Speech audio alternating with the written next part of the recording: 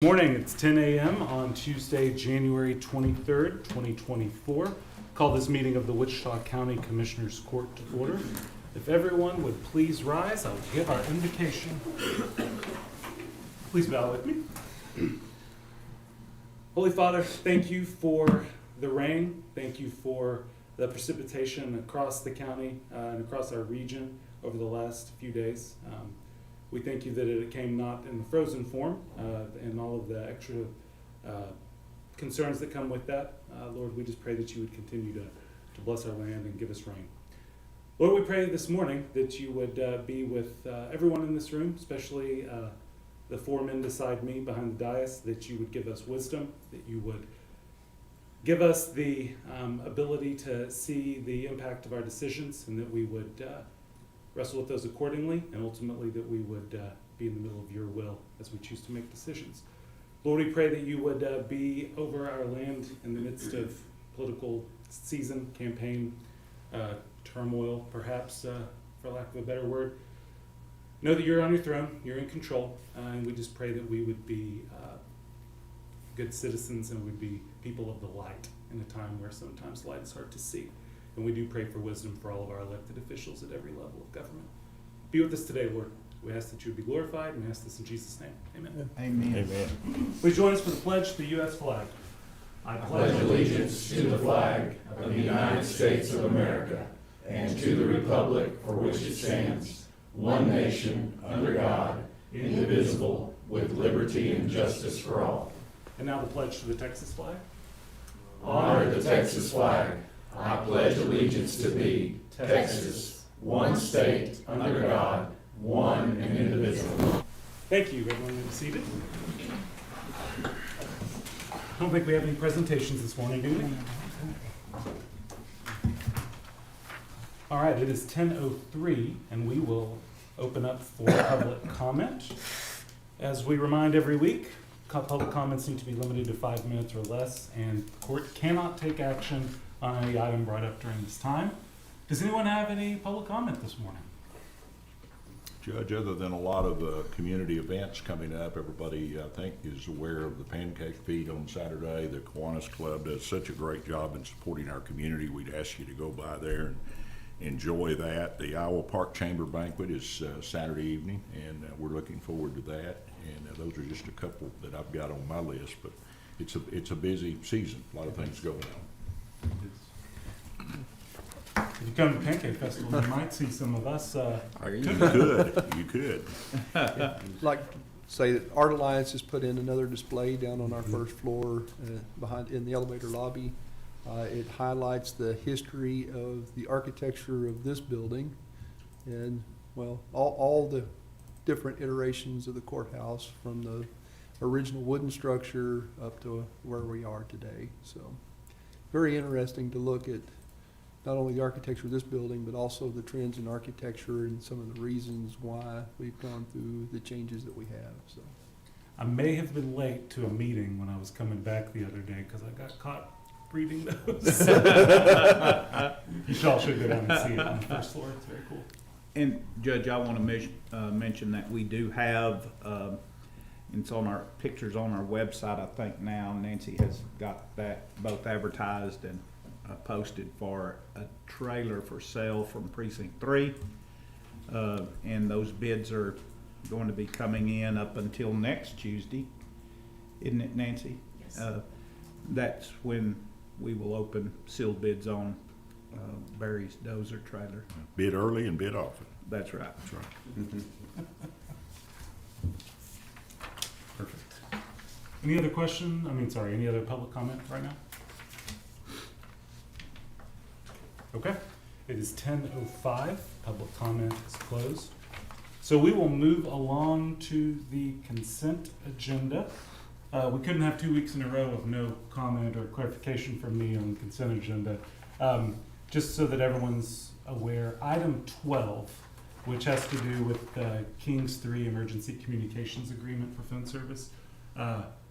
Brendan was Johnny on the spot, quickly got us a solution to getting emergency phone service for the elevators so that we can restore 24/7 elevator service And so that's what that agreement is for. So that's a party, third party to our phone company party that This, interacts? Is that how that works? It's a service specifically for monitoring elevators, pull phones, stuff like that. They just handle emergency calls. That can't, due to state law, you can't have that on a VoIP system. It has to be something different. And they're one of the ones that are. They're one of the ones that can fix that. Okay. I wondered about that. I had marked that. It's essentially, Brendan, self-service for, emergency self-service. Correct. Yes, Because VoIP doesn't necessarily identify when a call goes into 911, right? it can, but the requirement is for battery backup, a few other things, and the cell service meets all those requirements. Plus, it's a very simple solution that we won't have to change and will be reliable. And then we won't have near as many issues. I have a question on number 10. Is that just admitted it was left on fuel up list? Is that on that one? So, Yes. yes, that is, and also checked, or Dwayne checked, and for no cost, they also get monitoring for that as well, so the email will be alerted when. Do we know, Judge, if this concludes all of those, or are there still propane systems out there unmonitored? It concludes the ones that we know are not monitored. I don't have an answer for you if we've done a full-scale audit of them or not. But could we look at that, Dwayne, and just see how many of those are, because that's certainly a big, helpful tool to you to know that that generator, you can tell what percentage of, Yeah, we're in the Tank process list. right now of going and looking and making sure and getting with Dwayne at mobile phone Okay. to get that answer for you. So Okay. We just haven't finished it yet, but that's on the agenda. okay, Are those all remotely monitored, or do we have to physically go and spell no, them? remotely. Remotely, yes. Okay. Well, Yeah. precinct 2 is still without a generator. So I'm assuming we'll have to modify a contract when we get that one up and running too. But yours may not be propane, Mick. This, True, it this, might not. Yeah, I know, but I'm just, If it is, though, yeah, we'll have to modify. It's a new thing. all right, in that case, motion to approve. oh, and Judge, I had one more question on item 11. Uh-huh. What is that? Well, our folks from COI just walked in, and so we've actually had a question of what that item is on number 11 with the restocking fee for the furniture. That'll Wants be to it. take this. That'll be it. So when the project was first discussed, and we were trying to get it in a very quick fashion to get a bridge up and running, the original order was decided, we got a PO for it, and I guess it got revisited, and they decided to change colors and stuff like that, and change a couple of the items. They changed the types of jury chairs and stuff, once they decided it wasn't as quick of a rush. And so we got charged a restocking fee, and we had to get approval to get that paid. We had a meeting with the auditor, Mark, the construction, and Judge McKnight, and Judge McKnight, and Judge Kennedy. And it was decided then that they wanted to put the order on hold and change the colors. And because we were below budget, that would cover the restocking fee. We only charge the county what our actual restocking fee is. We sent that bill to the auditor's office. So the furniture arrived and had to be It was already in It was already in production. production. starting production. And you had to pay a restocking fee for the laminate color. And they wanted an exorbitant amount for all the jury chairs because they were finished.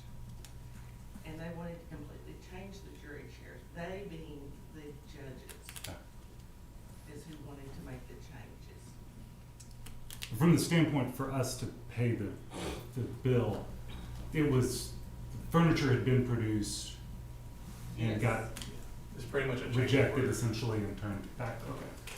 That's what we're paying for. Yes. But this is, just for my clarification, this is the company that we've spent tremendous amount of money with buying furniture, correct? Yes, and they lowered the cost substantially. They, From they- $9,000 just for the jury chairs. They lowered it to for the jury chair, I think it was roughly, 2,900. It was 14 jury I would chairs. like to clarify to you in the court. The chairs were ordered with a fabric on them. They were the wrong color. They were a padded inset. They were changed and they were returned. The padded seats that we talked about for jury, that I will tell you I complained about being so expensively priced, we're getting charged for them either way. Because them ones that were originally there, we sent them back because they were the wrong color, and now we're getting charged for it. Personally, I don't like this bill at all. I don't want to vote on it. I don't want to pay for it.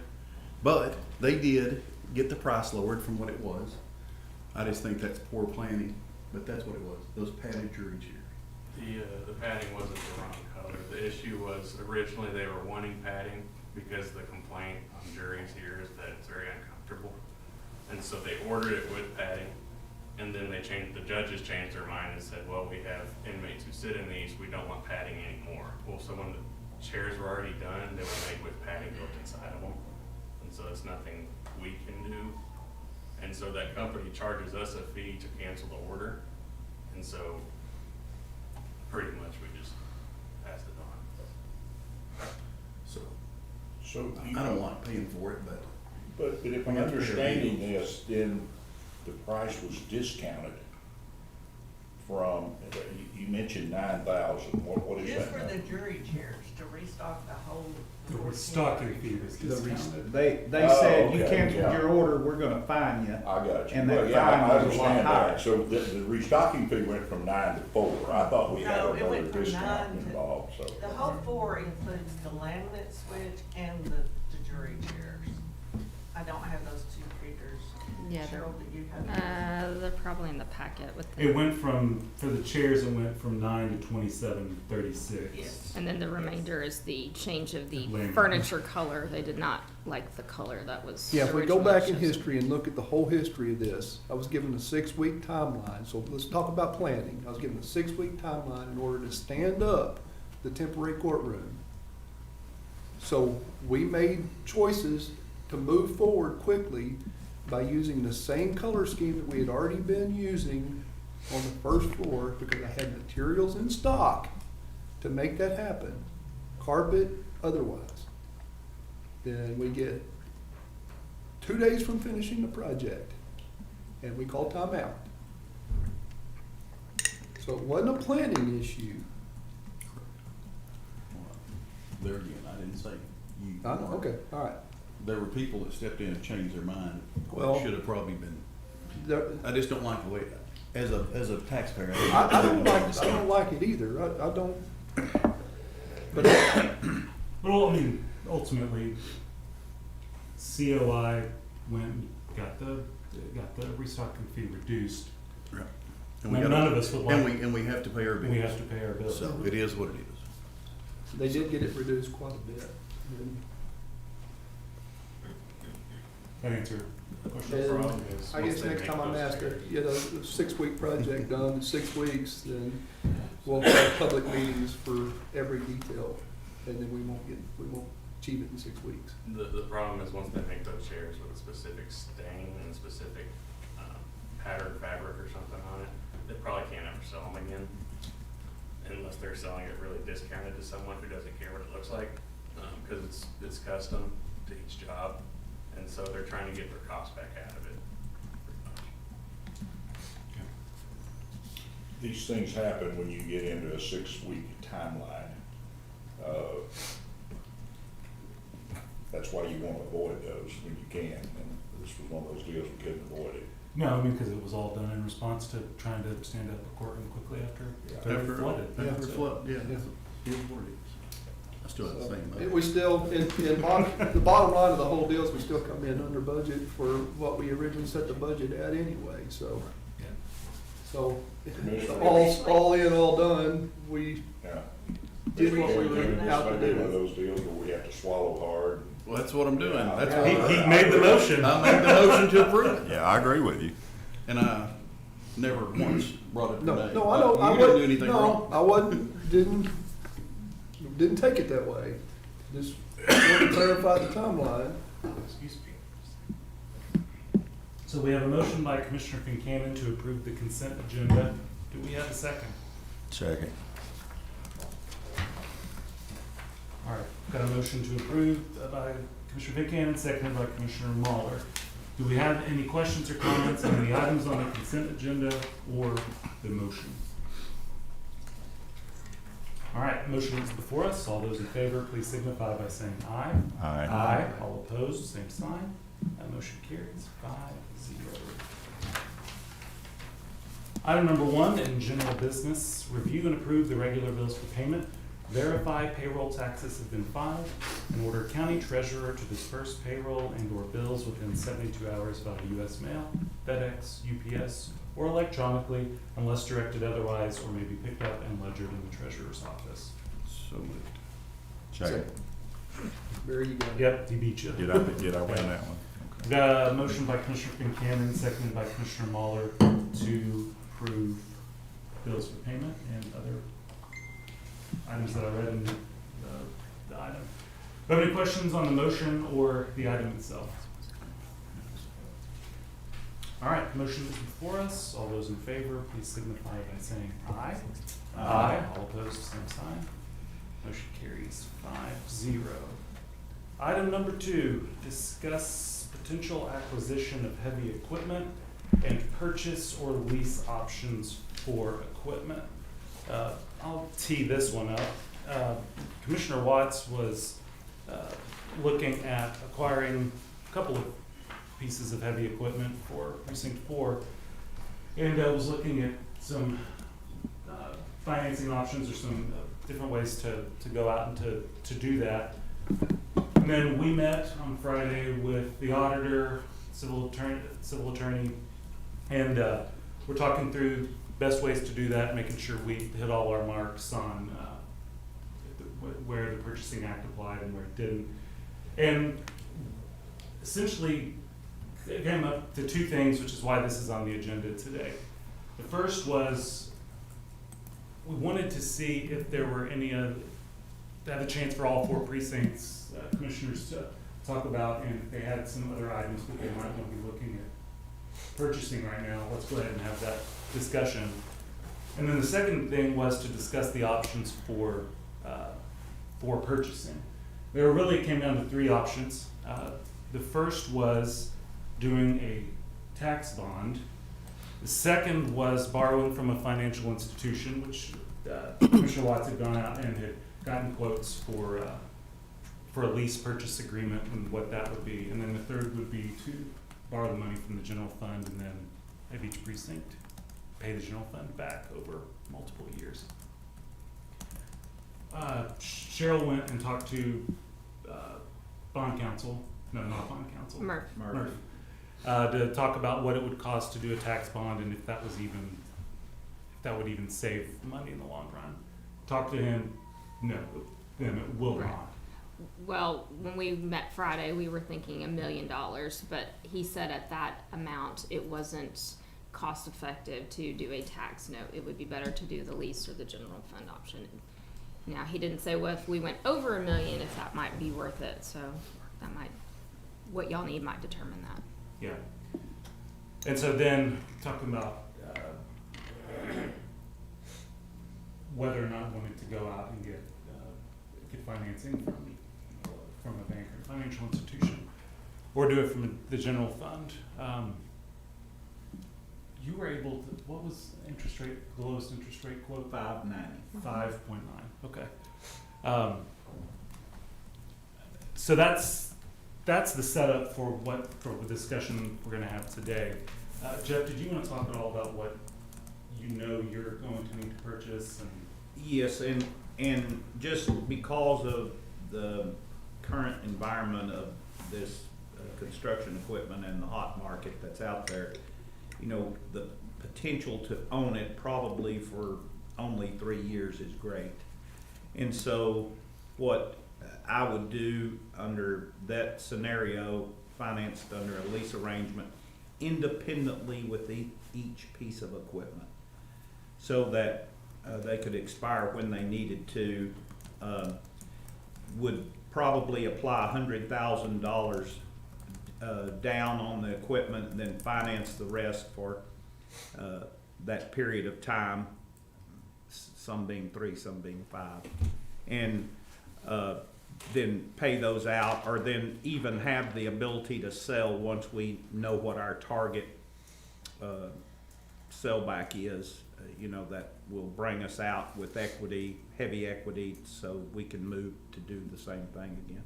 It's more important than ever to keep this equipment under warranty and moving on, because it's astronomical to have this stuff worked on, and we just aren't geared that way, and we can't replace quickly. And we've been lucky to be able to find rental options, but that's not always going to be the case. And you just dodged a major bullet. Yeah, and dodged a major expense bullet that we could have had a machine tore down that we couldn't have repaired for $100,000. So Because when all of y'all were working on budget for 24 for your precincts, because I know you ran into this, Jeff, of not wanting to just pay for it outright because of the cash flow issues that might present. And I know everyone's precinct budget's a little different from a fund balance issue, but I don't remember if any of y'all, if you were budgeting for full on purchases of equipment for this year, and heck, even if you did, if we ordered them now, would they be delivered this year? So just a lot of moving. I think most of us had budgeted tractors, 2 tractors. I don't know if most did or not. No. But most of us are buying tractors, but they're not near as expensive as a dozer or grader, so. So is anyone's opinion or what you plan to do on the heavy equipment front changed since July, August, September when we were doing that? No, and no more than I use a dozer in precinct 2, I'm probably going to I'll lease as needed. I'll keep enough money in my budget to lease one as needed if I need to do it. Nance, would you bold that lease? So borrow, he didn't say borrow, he said he Well, We know what he had on his mind. I will back up. I've known him a while. I know what he was thinking. Yeah. I'll back up because you did offer to loan since I gave it to you 6 months early. But even if you don't have it, Yeah. I don't mind leasing it from Caterpillar or John Deere, We something don't like use that. a if we need dozer it. enough to own That's for it. every And year. we've Yeah, got, and I don't we've want got That's a 2 available. ridiculous We've got expense. 2 available, and that's, Yeah. That's more than enough That's for right. what we need. I may loan it to you, Mickey, but you'll have to come get it.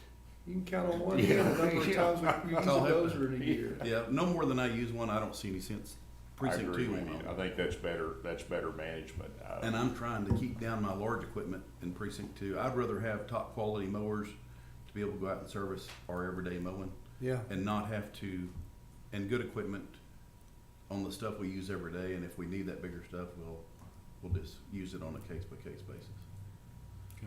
I was in a 3-year motor grader rotation, and it was working very well. COVID knocked that out, knocked us completely out of sync. You couldn't get one. They wouldn't even promise you one. Right. And so we got out of saying, we're gonna have to do something and get back on that program. The manufacturer lease purchase, whatever you call it, was very good back then. That may not be the best right now. I don't know how that compares to that 5.9. Which would be the same thing, so it would be a bank-generated deal rather than a manufacturer deal. Yeah. Either one. We is fine. had the manufacturer deal here too, Barry. It was 5.99. Okay, so it's in the ballpark, Yeah. which most of that stuff's very competitive. But that is my plan. I've got to begin to make a plan because we're going through the same thing that Commissioner Watts went through on that motor grader deal. See, I remember the time when you could buy a new 3406 or 855 Cummins, to go in a truck or a piece of equipment, you can buy brand new replacement motor for $10,000.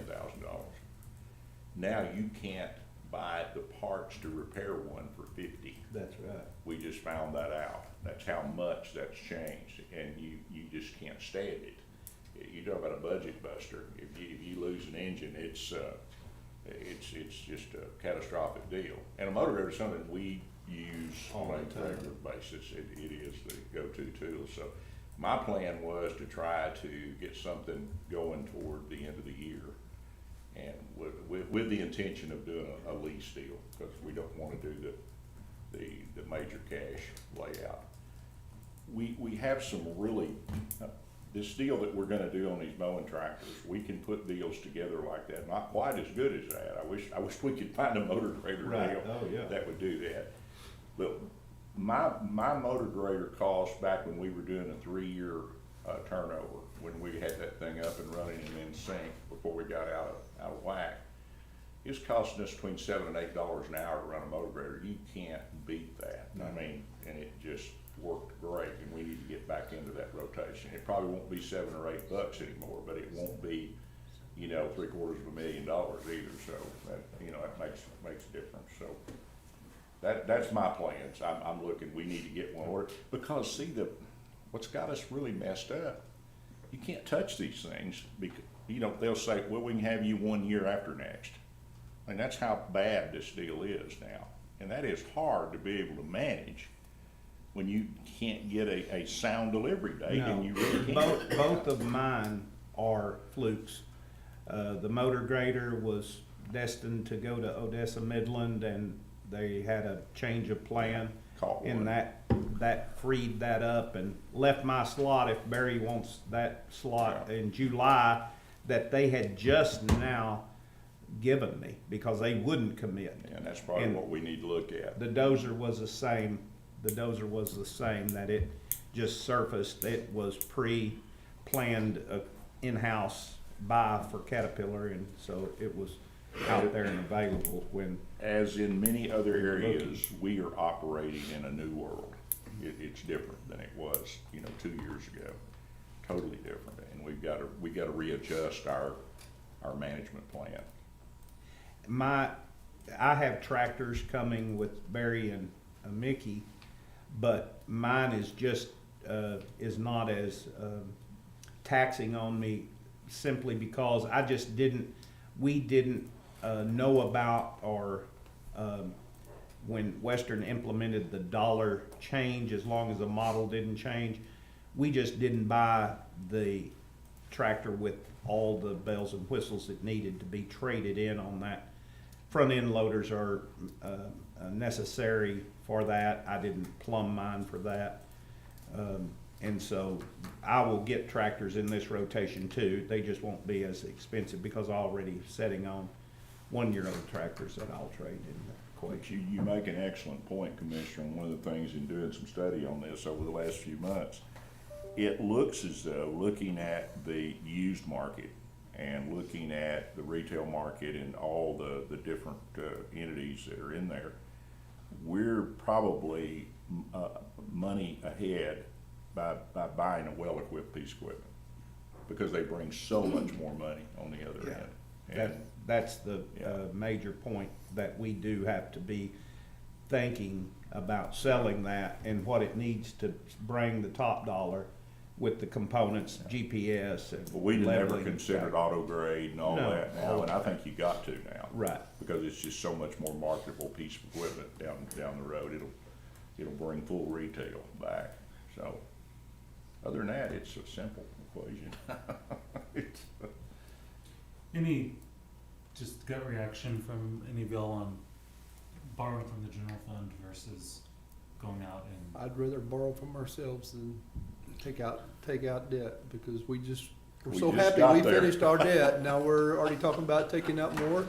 well, and this would not be no, debt it's not from the per se. INS Yeah. perspective because You're fixing to talk about a bunch more when you do a car program because that's borrowing Yeah. money too from. Yeah. And- I see these these equipment lease deals in a different light than just the general debt. Payments have to be made. But doing that lease deal for me was always so much easier to budget. You had a static number, you had a target to look at, you knew that was gonna be it, that was gonna be your cost.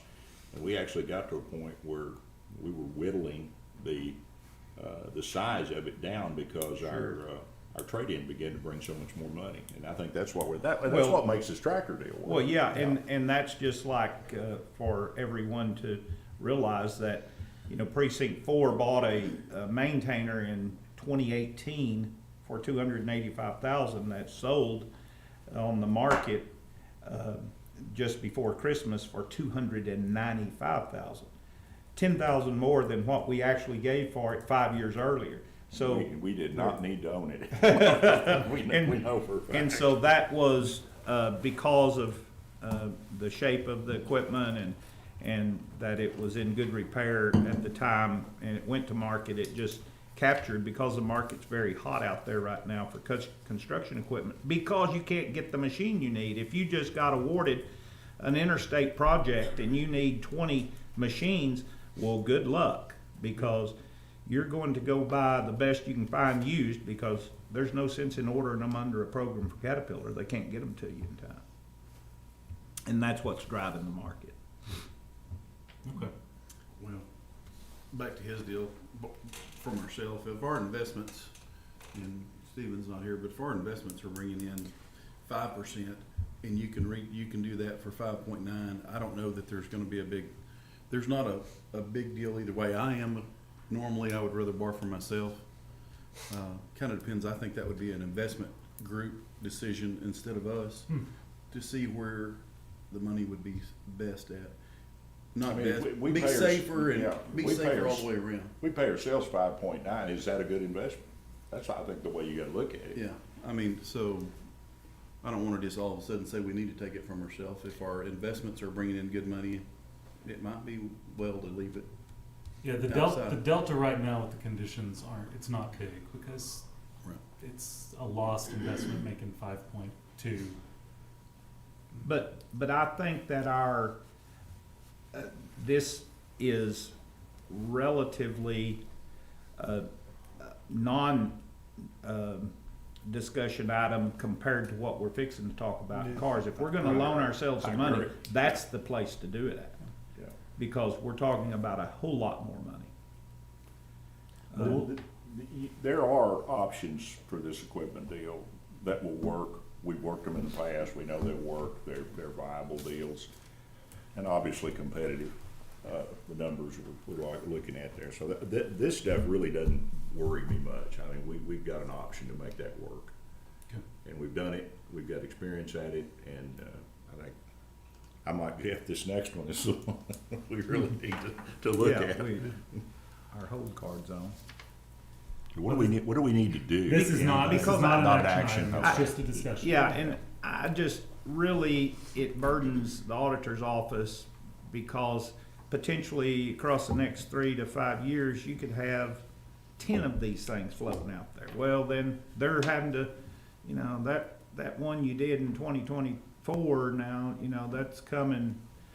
And it's okay if we're talking about a big deal and they know the terms, but when we get multiple, because these are done on the aspect of knowing we're gonna flip them at some potential.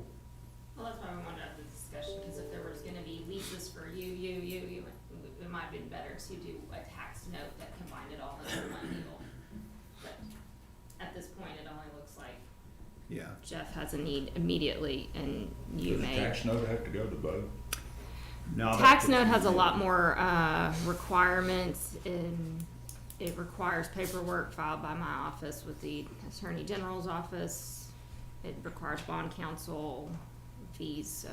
But not necessarily voter approval. No, No, but does not only need up to to 10 million, you couldn't Right. cross that bridge. After that. Yeah, which I don't have a problem with voter approval. I think that's a great thing if you Sure. get the people involved. But the hard part is. But it takes time. Well, yeah, For sure.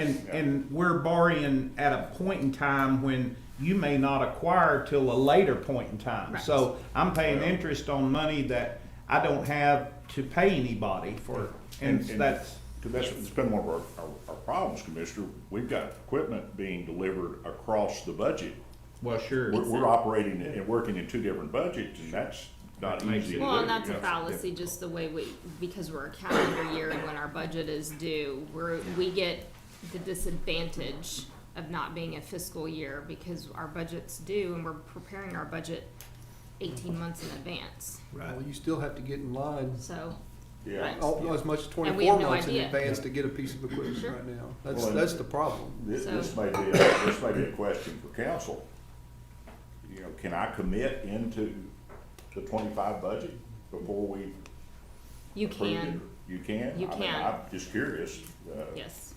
And we would just we can do restricted things within the Because that's budget, but becoming yes, you the can. norm. We have to work over those. I Well- did that on my last 2 dump trucks. I Yeah. committed Yeah, a Mac year has- out. Mac has informed us that we had our first truck of 2 to deliver in April. They informed they cannot meet that deadline. So once it hits June, the end of June, they'll have exceeded a year in that order being placed. So, You get an electric thing. Get it. yeah. All right. Well, thank you all. Any other questions or comments on this item? This is not an action item. Okay. Let's move on. It would have made sense to seamlessly transition to Nick, but we're not going to do that yet. Item number 3 is discuss, consider, and/or take action to approve AOC environmental quote dated January 18, 2024 for additional asbestos abatement at the courthouse annex at a cost of $35,605 to be paid from permanent improvement fund. Commissioner Beecham, do you want to start the discussion on this Yeah, one? Or? Brendan's got a drawing that he's gonna bring up on the screen to help us follow along in the discussion. There you go. But, Flint Skaggs was supposed to be here, and I don't see him in the audience. He's the consultant on the job, and he has Can you blow that up, Brendan? a better understanding and would be able to Thank you. explain it, but also have Matt from Harper Perkins here that can kind of go over the details. As we're all aware, we've done abatement many times. In the annex alone, we've done it many times. This is for the phase 2 portion of the tax office. It's a, 1,600 square foot? 1,600 square feet. 1,600 square foot area. Everything in the green. Everything in the green. It has to be abated, it has to have the ceiling abated and the flooring. Flooring is actually not part of this discussion as it's been picked up by Briegels. So we're talking about ceiling abatement Just. only.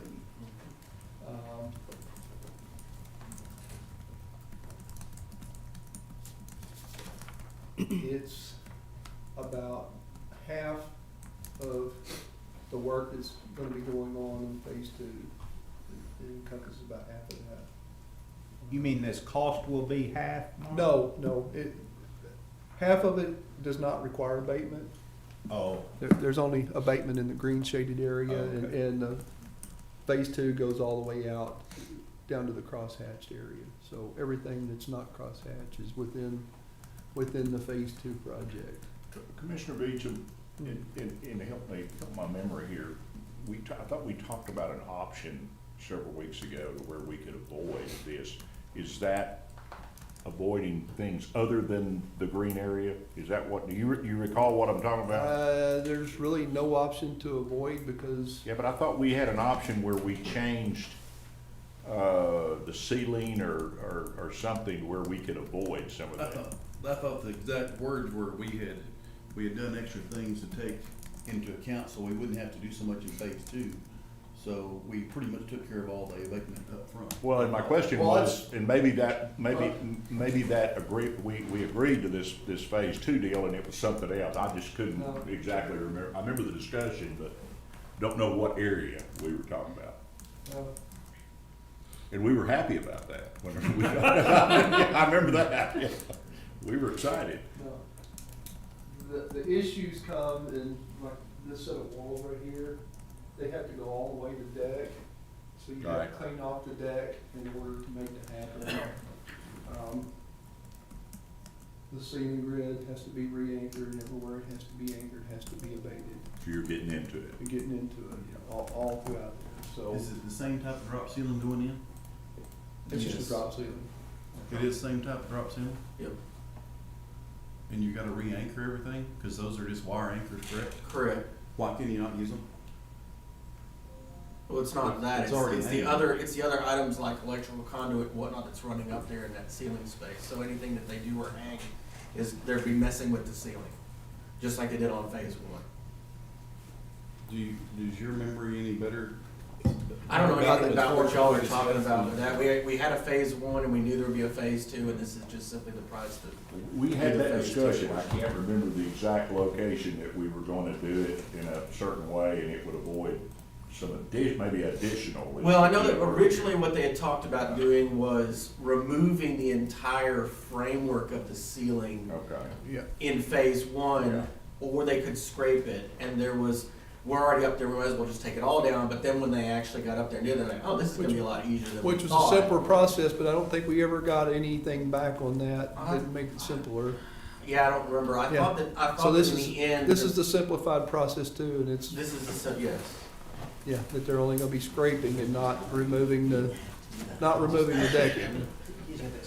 So, Yeah, And just so that I'm got my numbers right here, phase one, yeah. and again, I'll stick to just for this item, just the AOC portion. We'll talk about the Flint next. Phase one, less than a year ago, was $59,475. Right, Plus plus whatever. 5,600 square feet of work. Right, and then Flint's then was tacked on separately is monitoring and air quality and what else was on top of that, correct, yeah, yeah. And then, so 9-10 months later, Mhm. about 30% of the square footage costs, 3 times as much. well, I mean, I Per guess square when foot, you put yeah. it that way, Yeah, yes. I mean, yeah, I've got nothing for you, from what I understand, I'm sorry, I was out with the flu all last week, and y'all met, and they had said basically prices went up. he attributed it mostly to containment, having to build the containment over the whole area, that Right. was the bigger cost than the actually scraping of the ceiling. Well, and to be honest, I'm less worried, when we get to the Flint one, this will be a bigger deal, but I'm less worried about it for the AOC one because it's actual materials and, but Yeah, I just want to make sure my Flint- numbers were. Right, and we'll get to Flint's in a bit, yeah. Correct. Well, yeah. I have a hard time seeing it personally, that this is that expensive. It just blows my mind that, Mine too, but I've got, no, And who is AOC? they're the actual abatement contractor. How many other abatement contractors I reach don't out know of to? any. But I will I say didn't figure this, there were. so I've been I working think with the there's county only for one in this area, 30 which is why we don't have to years, bid it. coming up in 26. Most of that time has actually been spent with Flint and AOC. They have always been very good about what they charge us. This is kind of an odd man out, really. They say prices have gone up, y'all discussed it on equipment just now. Prices have gone up, it seems like maybe that's finally come around to that particular group. I know they're, I don't know what to tell you, Mickey, I mean, I understand. I know they're the only local, but one of the options of reaching out to Metroplex or Oklahoma City area, and I have no idea, I don't know what that does then to our It messes up contract the with timeline. MNF to work at the annex, cause that holds them up from doing what they need to do too, so. I honestly don't know, Probably gonna cost more to do that, because it's cause like they're our gonna be traveling cornerstone. and everything. Our cornerstone security people, they come up here, it's a $3,000 bill just to walk in the building. I know we just- I mean, I agree, I got sticker shock too when I first looked at it, cause I'm like, what, this is, Yeah, a quarter of the square footage and 4 times or 3 times the cost, whatever it, however it works out, it just doesn't compute, but. The building just went down at Seventh and Scott, had to be abated too, and it was done by an outside of county contractor that was a quarter of the cost of in town. Of where at, was it? Mickey? The one It was right last month that I just hauled all them boxes. block, half a block away, in the same block. I mean, if you, yeah, Mickey, if you got the name of that abatement contractor, we'll reach out to him. I just, sometimes, I don't know. That is what the judge called I on don't that. disagree with you. A 30-something% jump in less than a year. Yeah, For, I do not disagree with you. I know that it delays. How much of the work is it going to delay All of it. today? It will delay all of what they're doing with phase 2. Because they're working in that entire area and they cannot do any, they can't work until that area has been cleared. So that entire section of phase 2 is. Do we think we can get quotes back from outside entities in the next, I mean, do we think we can get that back fairly quickly? So we at least make an informed decision? if we'd At made least a calls, we couple could of have weeks, found out. Probably, How long? probably a couple of weeks for them to come look at it, give us a quote on it and get it, I mean, Well, if we wanted to do it, yeah, correctly, as far as accepting action on those items, other than just get them to come up and eyeball it, and then still have to go to bid after that. I agree. At this point, We're not just talking about a few hundred. And I'm not dollars. saying this is what happened, but it almost seems like we did the work for the county, we're the only game in town, we'll charge whatever we want. And I'm not saying that's what happened. Yeah, we'll That's never the feeling know. I get. We'll never know. And that's why I'm saying I've worked with them for 30 years and they've always been fair in any of the numbers they give us, even in emergency situations. and they have been, they've Yeah. been good to work so with. that's why it's like, this is one time out of 30 years that I've dealt with them. And it seems odd. I mean, it really does. And you're the general contractor and you find it odd. So that No, really, he's not the GC. I mean, you don't know what I'm saying, but you're No, I you're understand, involved yeah. with the general contractor and you're Oh, yeah. involved in seeing all their steps. Yeah. And even you think it seems odd. Yeah. We, There's not any more work to do somewhere else till you can get this back? I don't, not. no, Probably not. no, you can't, there's nothing else to do until Right. that's all abated. So Brigo can come in and abate the floor and, Yeah, and then it'll set until the ceiling's abated before you can start actual build back. When did we put all this asbestos in these buildings? Was that in the 30s? Oh, it's probably in the Wonder what 50s, that, 60s, 40s, 50s, 60s. 40s and 50s, I wonder what that wonderful product has cost our economy overall.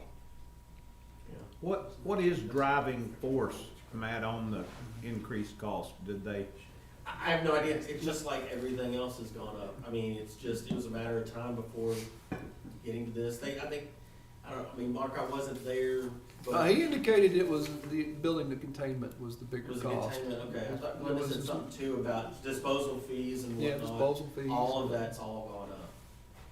In just, yeah, Jim, whatever that 9 months, Yeah, since 6 March months of last period year. of time that we've had, I mean, it's just, at some point, it finally just, they figured out where prices were and have reset, just like everybody else. And I hope we're not doing something now that's going to have this reoccur, 50 years or 100 years down the Are road. we doing that with plastic water bottles? yeah, there you I go. think Yeah, we are. yes. Well, That's what's frightening. I think so. Is this getting scraped off, Matt, and then making its way to a lined roll-off box outside the door? No, I No. think they then haul it directly to a disposal facility How? that will, How are they hauling it there? I don't know. Putting it in barrels, or, No, Bag, They're bag, bagging haul, it, they're and bagging truck it. and trailer. Right. There ain't very It's all- much. I think. oh, there's not very much. No. This is all gonna be bagged and hauled in pickup. It'll be taken to the port, dumped in the I landfill. mean, it's just like scraping your ceiling at home. Okay. Basically But, like doing the popcorn. And that's what it is essentially. It's, And it's a type of popcorn ceiling that has Yeah. to be scraped off. y'all, Good. I mean, I'll be more than happy to reach out to as many people as I can, see how fast it can be, but if y'all need to approve it today, then No. go ahead. I don't wanna approve it today. I don't, I'm not gonna tell you how I vote, but I can tell you right now, I'm not in favor of doing it today. Well, let's investigate then. But I'm telling you, without a plan, to spend 2 weeks getting some prices together, to wait another 2 weeks to put a formal proposal together, Yep. may be a waste of time. And we may need to put a formal proposal together and go ahead and reach out and get those people down here to give us solid pricing we can hang our hat on. I agree. I don't like that. The slowdown. Well, the formal proposal. It's under, it's, It's if it's 1,600 under, square if it's foot. under 50,000, we don't have to go out for bids. So, true? Yeah, Does it not It's tie? under 50,000 anyway. If we have somebody that If it's comes not in. under But 50, it's- there's no point in doing it. What I'm getting at though is if But of we course, have yeah. somebody comes in let's not in forget- a week. But huh? They all know what the price was bid at. Right, but that's 50,000 for the year, so if we have to use them for another project down the road, we could be hitting that 50,000 mark. Right.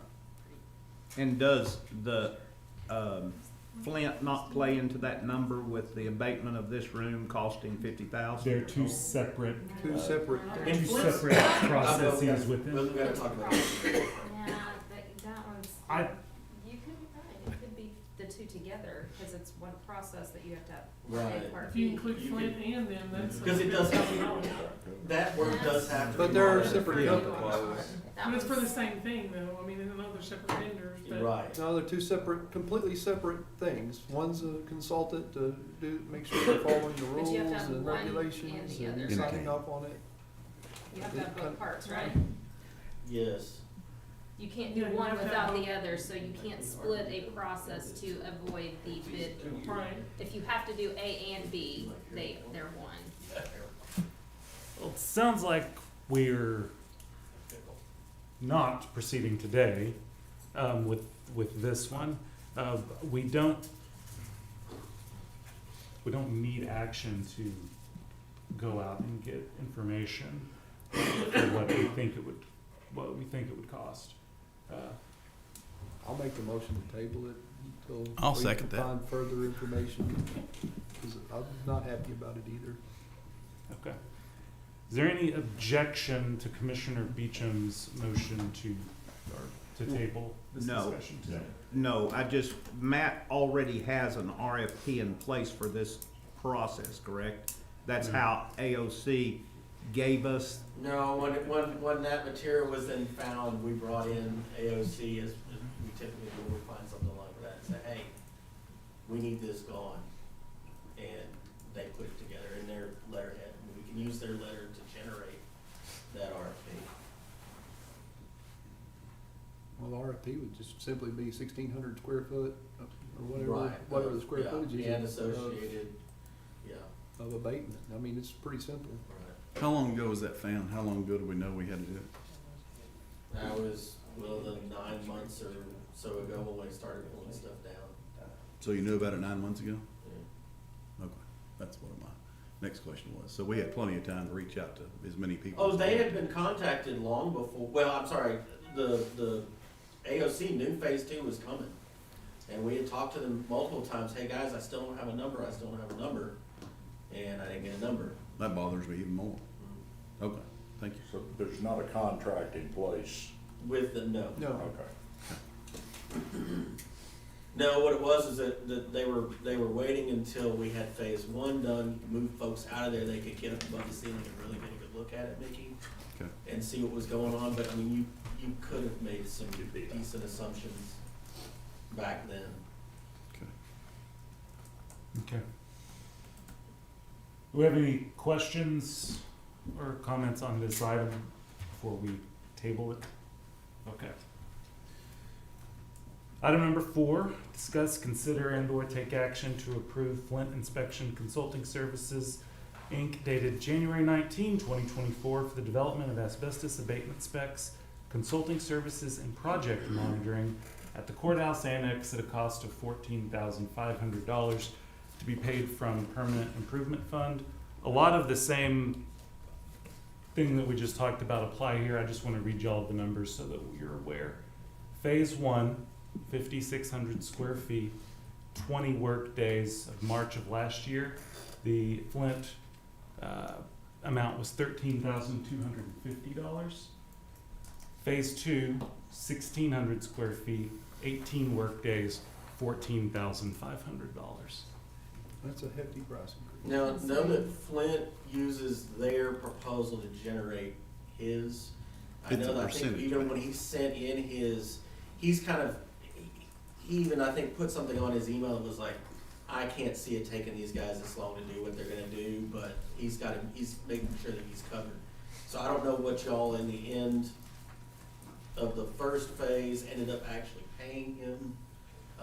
Because, yeah, usually his number goes down if there's.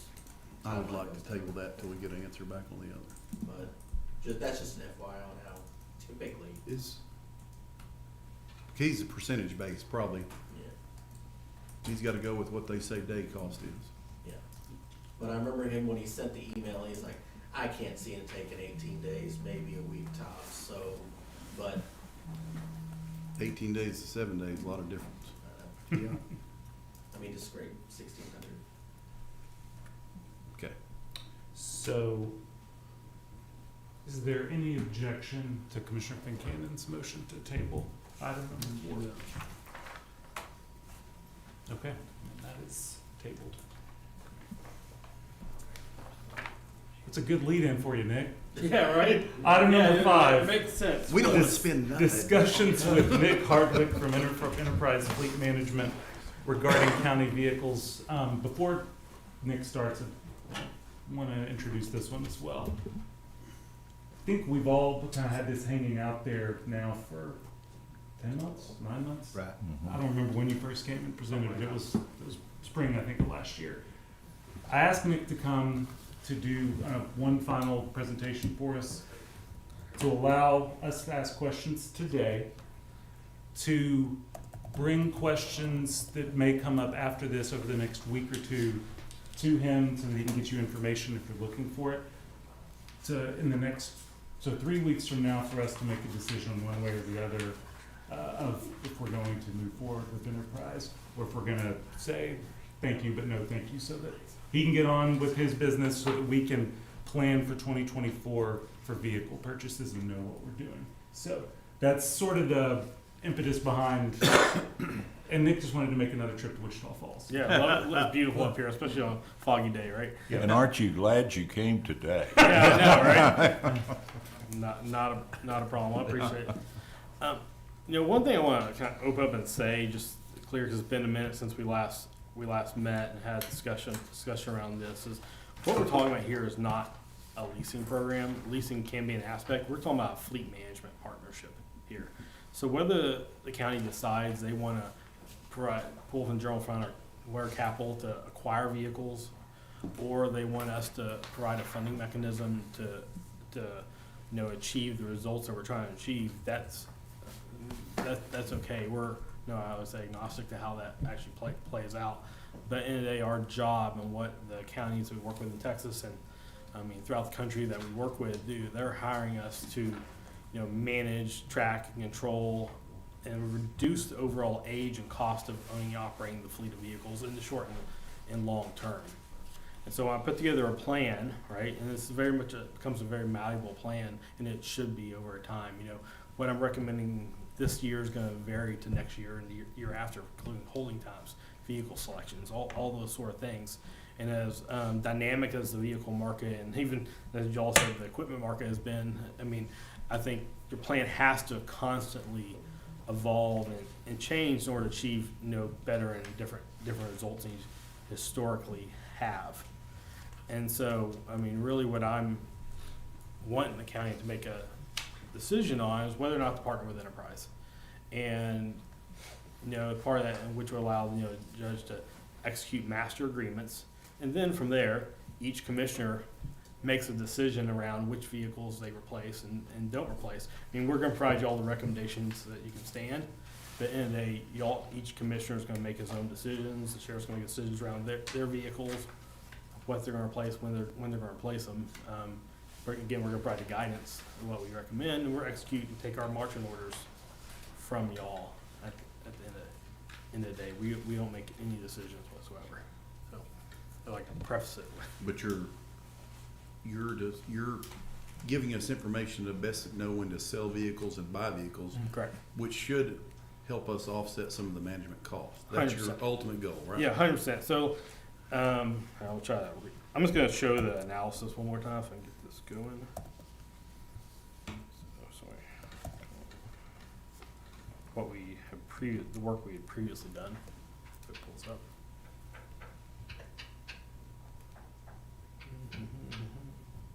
While that's pulling up, Nick, in the last 6 months since we really looked at this hard, there been any macro changes on the availability of vehicles, pricing, market, Yeah. anything like that? I mean, it's pretty dynamic. Within the last 2 weeks, we've seen some of the manufacturers open up government ordering, which they've kind of slowed some of the government ordering in the past, 2-3 years.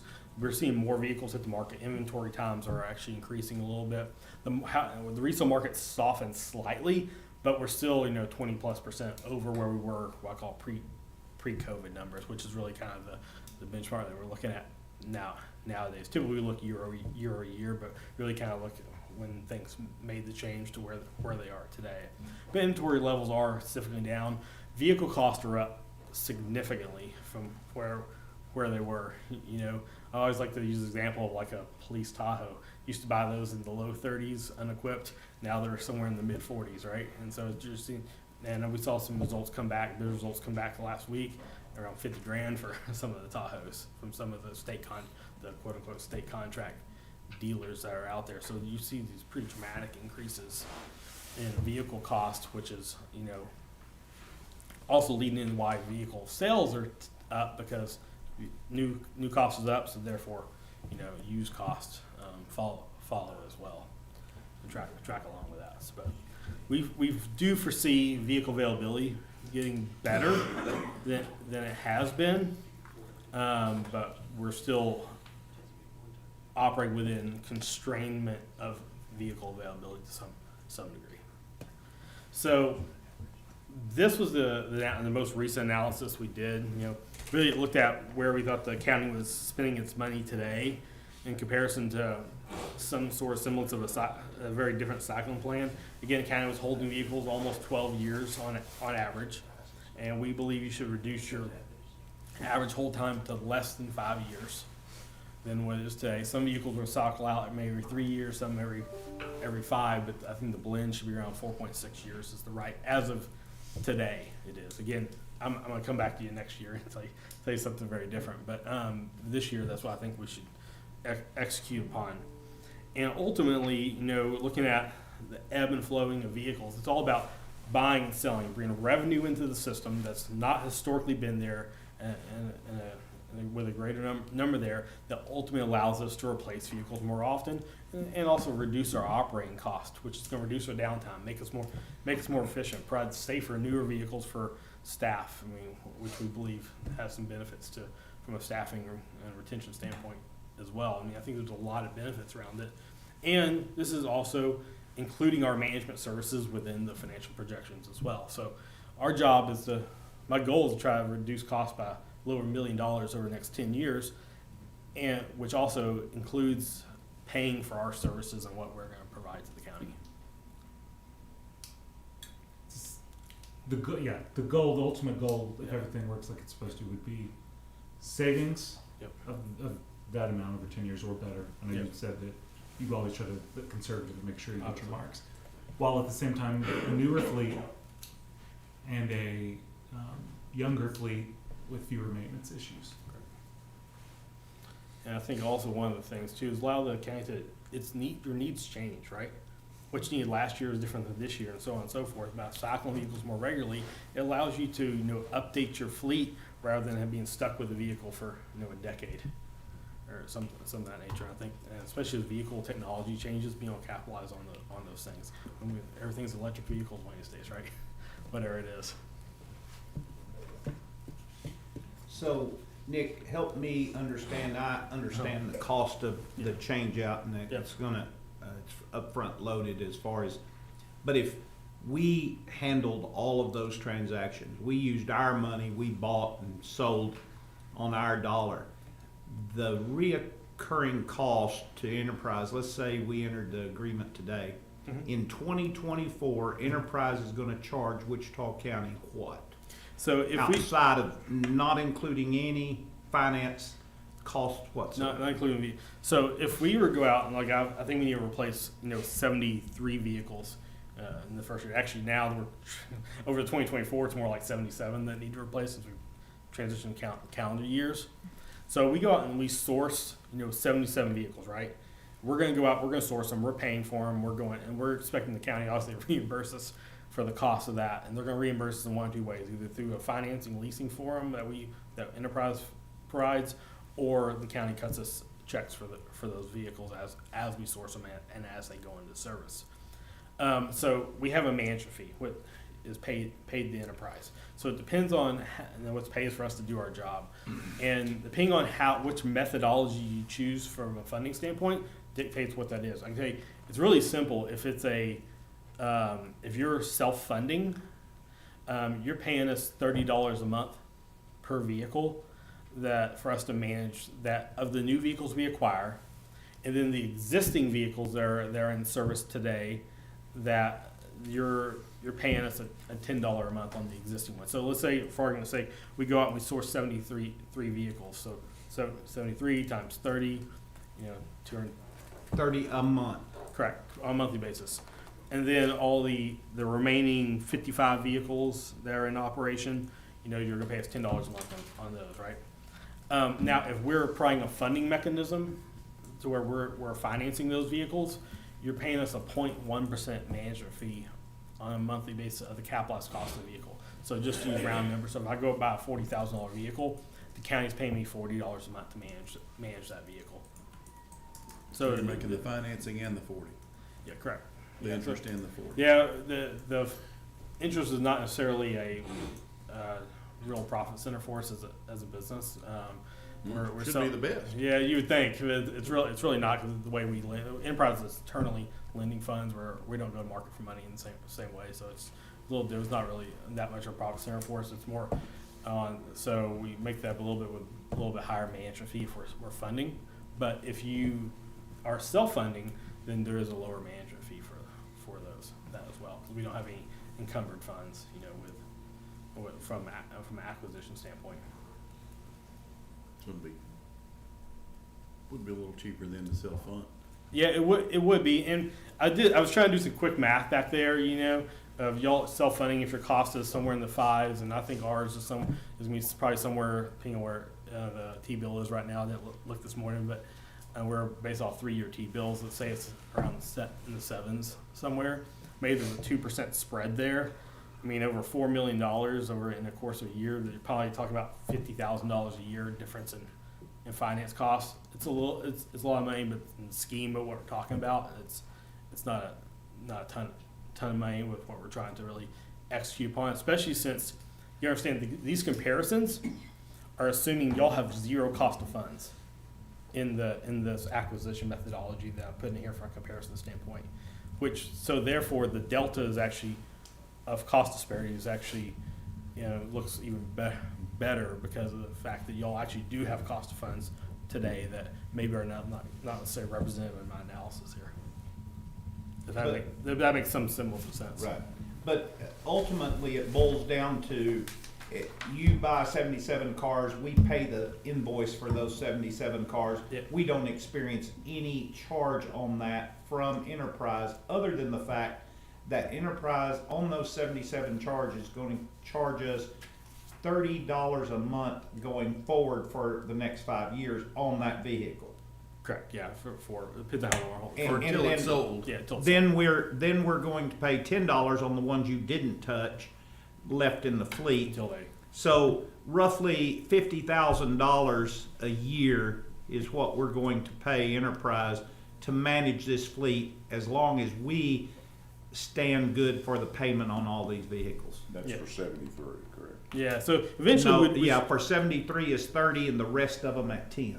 Yeah, so eventually we'd have, 100 or so vehicles funded. I mean, I think there's 100 vehicles right now that I would put into a cycling program of some sort, which means on a regular cycling basis.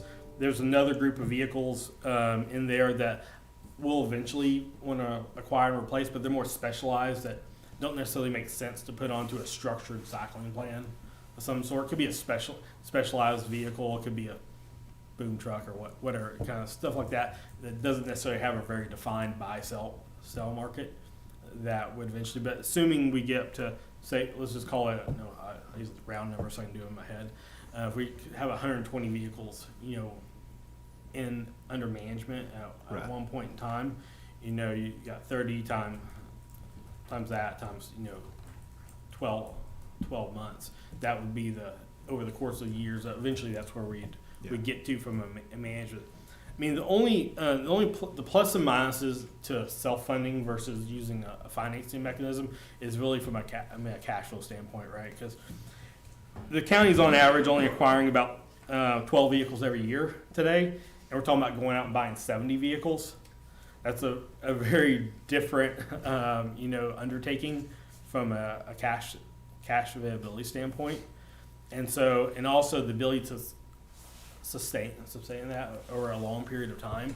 That because we're talking about on average, we're buying every year, we're buying somewhere between call it some years not very many, but 20, 30, 40, 50 vehicles every single year that we're having to go, which is substantially more vehicles than the county has historically ever acquired, which just the ongoing nature of that and sustainability is the only. Well, but looking at your numbers under fleet budget, a cost per year, we're talking about for this entity about 1.5 cents in tax rate increase to fund those purchases each and every year.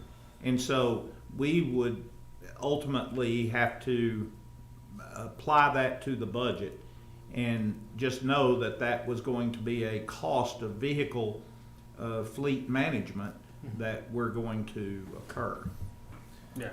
But I guess, according to that, we're already paying 1.4 million a year in our fleet budget now. On average. Because the fleet budget number it's including everything, and so. Well, see his purchase. He's got the purchase one there, yeah.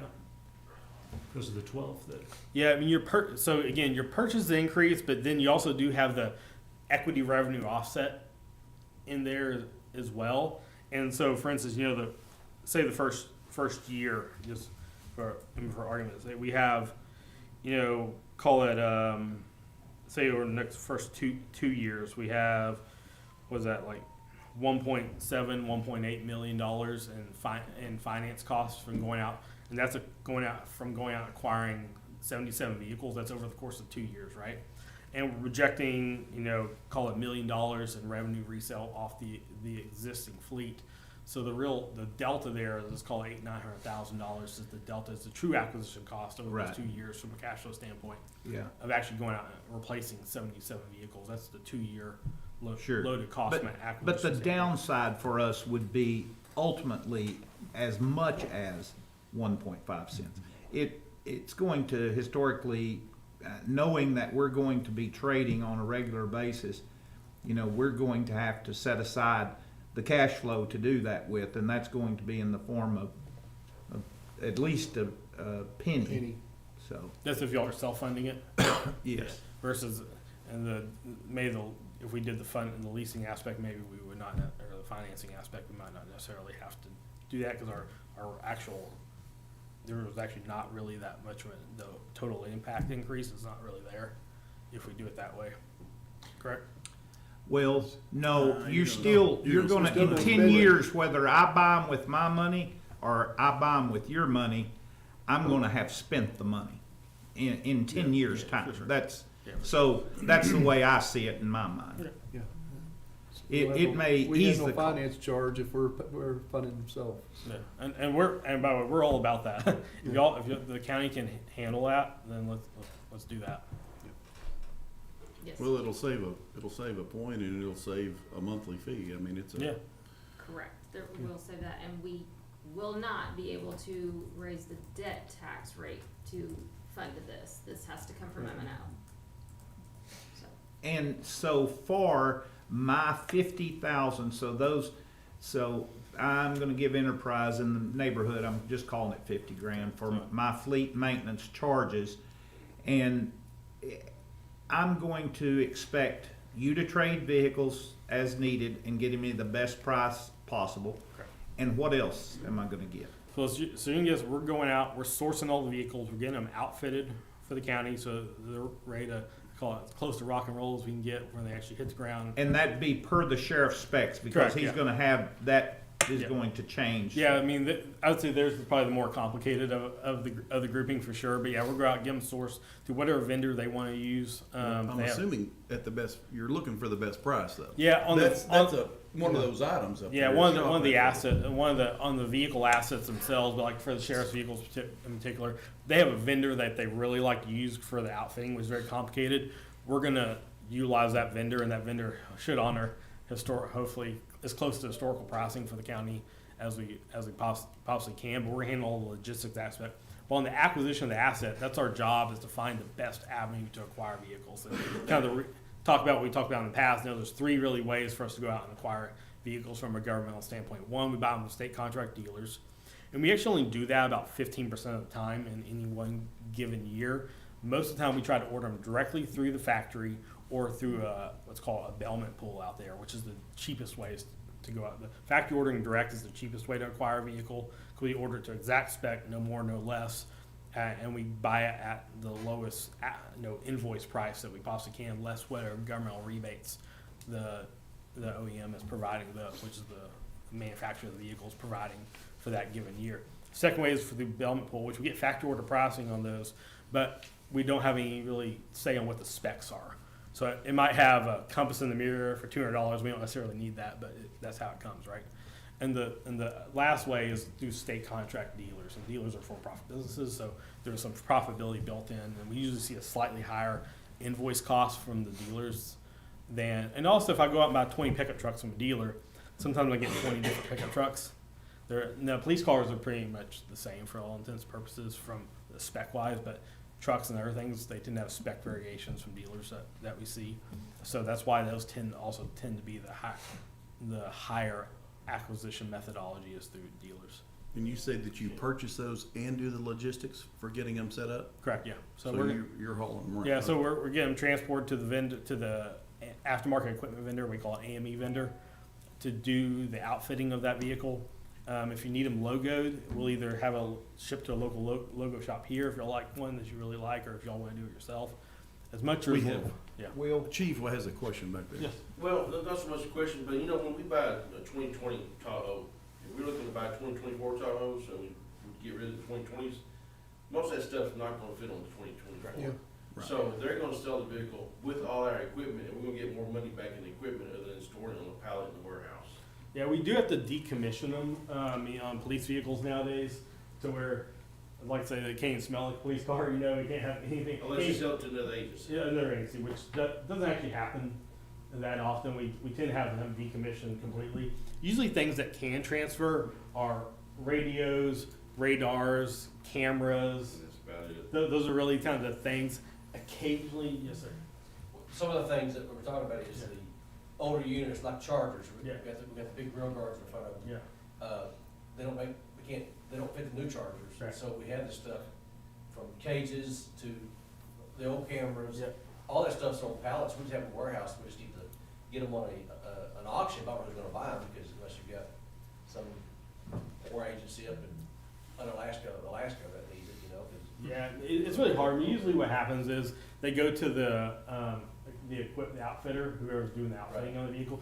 Usually we'll have them decommission the vehicle, and they'll dispose of them. Because quite frankly, I mean, maybe y'all do a lot better, but then other agencies, a lot of times it's not worth the county's effort going and trying to sell these things for what you actually get Because now, for them. the Texas new law is we gotta strip the spotlights off. Oh yeah, you can't have eight So you pillar, got these holes in it. 8 pillar lights, which is that front little pillar on a vehicle. Yeah. It can't have a spotlight on anymore. The grill guards have to be gone.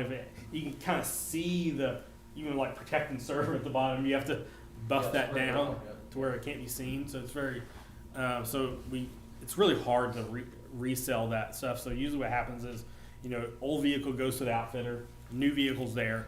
get the outfitter to transfer as much as they possibly can from one vehicle to the other, and then we go get them decommissioned the rest of the way, and we get it sold. But that's our job, is to handle all that. I know it sounds complicated when we're talking about here, but So you're doing, to back to Commissioner Yeah. Watt's question, you're doing sourcing, the outfitting, decommissioning. What else? correct. And then obviously selling off the old asset, we're taking to market, we're getting it sold, and we talk about how we remind y'all how we sell vehicles.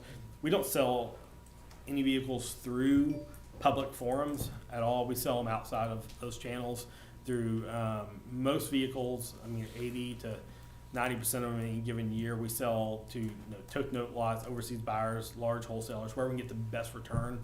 We usually have about 19 to 20,000 unique buyers that buy from us in one given year. And we do run some auction lines as well at all the major auctions throughout the United States. I mean, we have to have a rental car brand too, so we have to sell off 1 million vehicles every year with that business. So we do sell some through auctions, but we tend to sell less through auction than we do because we get a lot higher return on those vehicles, but ultimately it goes back to the county. And then we can talk about the operational aspects in between maintenance and repair, fuel management, if that's what they want us to do. So on all the newly acquired vehicles that are non-pursuit rated patrol vehicles, we typically will put them on our fixed cost maintenance program, which is included in that maintenance and fuel budget there. So month 1 through month whatever, county pays the same fixed budgetal amount for all maintenance and repairs. Over and above my $30? Over and above 30, which covers the cost of oil changes. It covers the cost of transmission flushes. If a transmission blows out or whatever it is, the engine, electrical issues. What is that? Should be under warranty. Yeah, but not the PMs and things like that, and other things that are going to come up. Some in will and the some latter won't. years of those vehicles. You probably only have about 2 to 3 years tops. So a brand new Tahoe under the maintenance plan, in addition to my 30, I'm gonna spend what for that? On a police Tahoe, you're going to pay for the maintenance as it occurs. So if it goes in a shop somewhere, the shop's going to bill us for the cost of that repair on that Tahoe, and then we're just going to invoice you back for whatever the cost is of repair. So the shop bills us $100. We're going to put that back. But doesn't it have to be signed up on the plan for that to occur? The shop. The The shop. shop plan, the Yeah, maintenance well, plan? Yeah, it will have to be one of our. If for some reason you're going to a shop that's not part of our network, we'd have to get them added to the network, which is usually pretty easy. Who would do the maintenance in Wichita County? There is a big We got- series he's got about. there's a big 17 or 21 Yeah, places. quite- Yeah, hold on. Oh, sorry, we jumped too far. I know But- we talked about that But months so, ago, but I non Tahoe issues, other car issues, what does that maintenance plan cost me once I'm acquired the new business? It varies a little bit between vehicle to vehicle, but Say at $1 a month versus $3 a month? no, it's hold on, I'm gonna tell you. I'll tell you the average. Probably I'll tell you not. the average. The average is $88 a month per 80. week, which again includes oil changes. I mean, all the little things that are going. It's really meant to be a loaded. Total cost. So it's really meant to flatline your expenses. And so, But we don't have to sign no, up. you don't have to do that. I would say you'd be probably in the 1 percentile of other government agencies we work with that don't do that. If y'all did not, but it's Now really say good. that number again. There's probably only like 1% of the government agencies that we work with that don't do our use our full maintenance program. I think maintenance may be an area where we're missing some stuff. That's the whole purpose that I would want to push this whole deal, was for them to manage the maintenance, because we're not the best at managing. Well, We're not the best. We're not they're not marking it up. I mean, are you? I don't know, because you take Patrick, Will, and David, we don't miss a week where those oil changes aren't done. We have an issue arise from time to time. It's out of the clear blue that comes up where a car may need to go to Herb Easley, let's say, and be adjusted somehow. That has happened, but doesn't happen regularly. We've had issue. I just had one at maintenance, but that's the first one I've had of significance, and I don't know when. Well, he didn't say he was charging us $88 a month per vehicle. He's charging us for the maintenance we do, which will be no difference from the maintenance we're spending now. Yeah, I think you're spending from what we did. We collected the blended average Well, your total maintenance fuel budget somewhere around 700, but you're spending about $190 a month on average per vehicle per month on maintenance and repair. Yeah, we Because you don't have that information. That's a extrapolation that he's done because we don't have that information at our fingertips. And that's actually It's just a key, a by the way. calculation. Data collection is a big piece of this because you're hiring us to manage the fleet. And future analytics is based off your spend data. So us managing maintenance repair projects, even if y'all pay as you go under what's called a maintenance management program, which is okay, y'all can do that. Then we collect the data. So as we do incur expenses, whether they be preventative or non-prevent, scheduled, unscheduled repairs, whether they are, we can use that to make decisions when we start seeing trends going right now. Because right now, I mean, what's happening is you're going to get them done, you're collecting, you're paying invoices, maybe that gets logged, it doesn't get logged, it's all getting lumped into we're not really doing anything with the data that's coming in today, right? But you're telling me that cost to be under the program is $80 a year per vehicle? No, so that's $88 a month per vehicle. That is if we're paying for all the maintenance and repair. So what happens is, again, from month 1 through month whatever for the bulk of the fleet, the county pays the same year 1's amount all the way to year 4 or 5, whatever it is, right? But that doesn't include my maintenance. Yes, it does include your maintenance. So you're gonna do all my oil changes, where you're gonna do me a list of items for $88 a month. It includes, I mean, when I say it includes like everything. Whatever manufacturer suggested. All manufacturers suggested maintenance as well as unscheduled repairs. So unscheduled repairs, like there's an electrical issue happens in the vehicle and it's out of warranty, right? That covers that as well. So the county doesn't incur any cost over and above that. But a hard cold freeze 3 months after initiating it, and I lose 15 batteries that are $300 a piece. You're replacing them at no cost to me. Yeah, that's included. It's included in my battery $80. replacement in there as well. I'd like to add that this program, you'll probably see more hair grow back on the two chiefs over here because of the juggling of the cars. Not only that, but the cars that we do take, we have a lot of different vendors in our local town, which he knows about, that we will take them to because they can get them in and get them out. When we go to the city, 30 days minimum is gonna sit somewhere. And then they're gonna charge 10% on top of whatever they do. Then most of the time, not all the time, a lot of times we've gotta take it back somewhere else to get it repaired properly or something like this. That's how bad it is over there with that part. But with the city contract, we've always had. But so we try to outsource it to somebody that we know they can get it in, get it out. And it's been pretty good. But we have cars that are down for a while that we were double up deputies, or we finally get somebody get in the shop that sits there, and it's ongoing issues like the whole time. Yeah. I need to help understand something. So the $80 a month, it's essentially prepaid health insurance. Yeah, I always think about it's like a life insurance actuary table, how we do it. We might have 200,000 Chevy pickup trucks in operation today. We know on average what's cost to repair and maintain one of those over the course of miles and years, right? We essentially take that average amount and we amortize it over. Some vehicles we win on, some vehicles we lose on, but we're a big enough organization that we're willing to take on that risk, right? We can budget and know accordingly for a full year. This is what it's going to cost us, whether it. And I mean, this is exactly what Burke Burnett's doing as well. We've had this in place in Burke Burnett for some years now, and it's been extremely successful over there. Again, we have 30, 40 counties in the state. If you get rid of the vehicle, if you get a vehicle that's problematic, it's just a limit, you're gonna get rid of it a lot quicker. I'd recommend getting rid of it for sure. If it's incurring us some cost that has a significant downtime, which doesn't do y'all any good. But your analytics are gonna catch that, and you're gonna make that recommendation. Yeah, we see Does significant. maintenance include tires? We can build it in. I mean, I have it projected into here, Okay. but we can include it or not include it.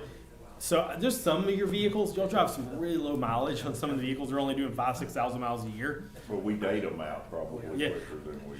Yeah. I wouldn't. may build-in tires. If we replace that in 4 years, the vehicle only has 20,000 miles on it. It may or may not need a set of tires. But then you have some. Tires in this day and time can be a life-changing event, I'll tell you. They're expensive, aren't they? Yeah. Quick Some of the question, oil quick changes, question. if you look at the oil changes here lately, I can't tell you the Jeff, last do you- time I paid one less than $100. Yeah, I don't know what happened to the $150. 24.99 oil change. I'm not sure what happened to that one, but it's gone. Commissioner? Jeff brought up the point of us paying for our own maintenance instead of having that averaged. Do y'all charge, point blank, if you go in for a $49 oil change and that's invoiced, is the invoice to the county $49 Correct, or is there a yes. markup? That's correct. That's correct. It's $49. Okay. It's a direct. It's a dollar for dollar pass through.